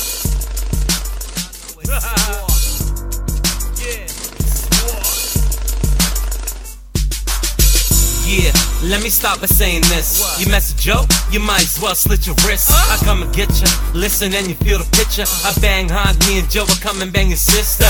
Who are these guys, all these bums in the chat? Yapping their mouth until their face get cracked. Tell this bitch beat him a lot to watch his fucking mouth before I come through and put his ass on the shelf. Shout out to my nigga Heist, everything precise. We puffin' blunts all day and every single night. Everything we do, always make the news. Damn, tell me what a brother really gotta do. Shout out to Foul Mouth, shout out to Jake too. They keep it real like a real motherfucker do. Hey Mitch bitch, Anthony Brown, you keep at me dog, I'm putting you 6 feet down. Yeah, everybody love Joe Cronin, but before the fame nobody ever noticed. Now he's on top, where he belongs, making shows almost every night I was long. Drinking whiskey and always banging songs. Joe's got a following that you cannot clone. So tune in almost every night and get ready, hope you're ready for a fight. I holla at my fam, I want it cause he got a plan. He comes swinging through the hood like he Tarzan. Everything we do, you would think it's planned. We come from the land of camels and desert sand. Vanessa that I think she got a nice ass. And Bex, well, you got big bad ass. And Leah, I don't wanna disrespect her. Just know, Joe, that you're a lucky gangster. Tommy, everybody thinks you're a joke, but there's a devil lurking every time you're looking at the Joker. And that girl in the shower, you wish you poked her. Maybe next time learn to play better poker. Yeah, I'm going on a fucking hunt now. And that bitch German's gon' get gunned down. I come to your city, homie, all strapped up. And I ain't leaving till you're in a bag zipped up. Yeah, everybody love Joe Cronin, but before the fame, nobody ever noticed. Now he's on top, where he belongs, making shows almost every night I was long. Drinking whiskey and always banging songs. Joe's got a following that you could not clone. So tune in almost every night and get ready, hope you're ready for a fight. Better recognize, better analyze. It's that dollar motherfucker I terrorize. Come to your block, homie, I see those panicked eyes. I'm always prepared, me, I always strategize. Fuck a renegade, that fucking renegade. I catch a slip and put him in the water like a frog. Homie, you ain't even slipping out of my breath. But when I see you just by going to patreon.com/Joe Cronin Show. Get 8 hours of bonus content a week not seen on YouTube. YouTube doesn't like the controversial stuff, but I am free to do what I want to do on Patreon. They won't be taking down these videos, so get the following for just $5 a month. Access to polls, the Corrupted podcast, every week featuring myself, Ken, and Justin Bailey. Morning Madness, 5 days a week. The ability to download all audio to save your data plan. Episodes of Monetize This, uploaded in audio form. All of my audio song parodies available for download and listenability on the Patreon app. Direct contact with me, the community, on your PC or the Patreon mobile app. All this and so much more available on patreon.com/Joe Cronin Show. Join the Cronin Club today. The club is calling. Cronin Club.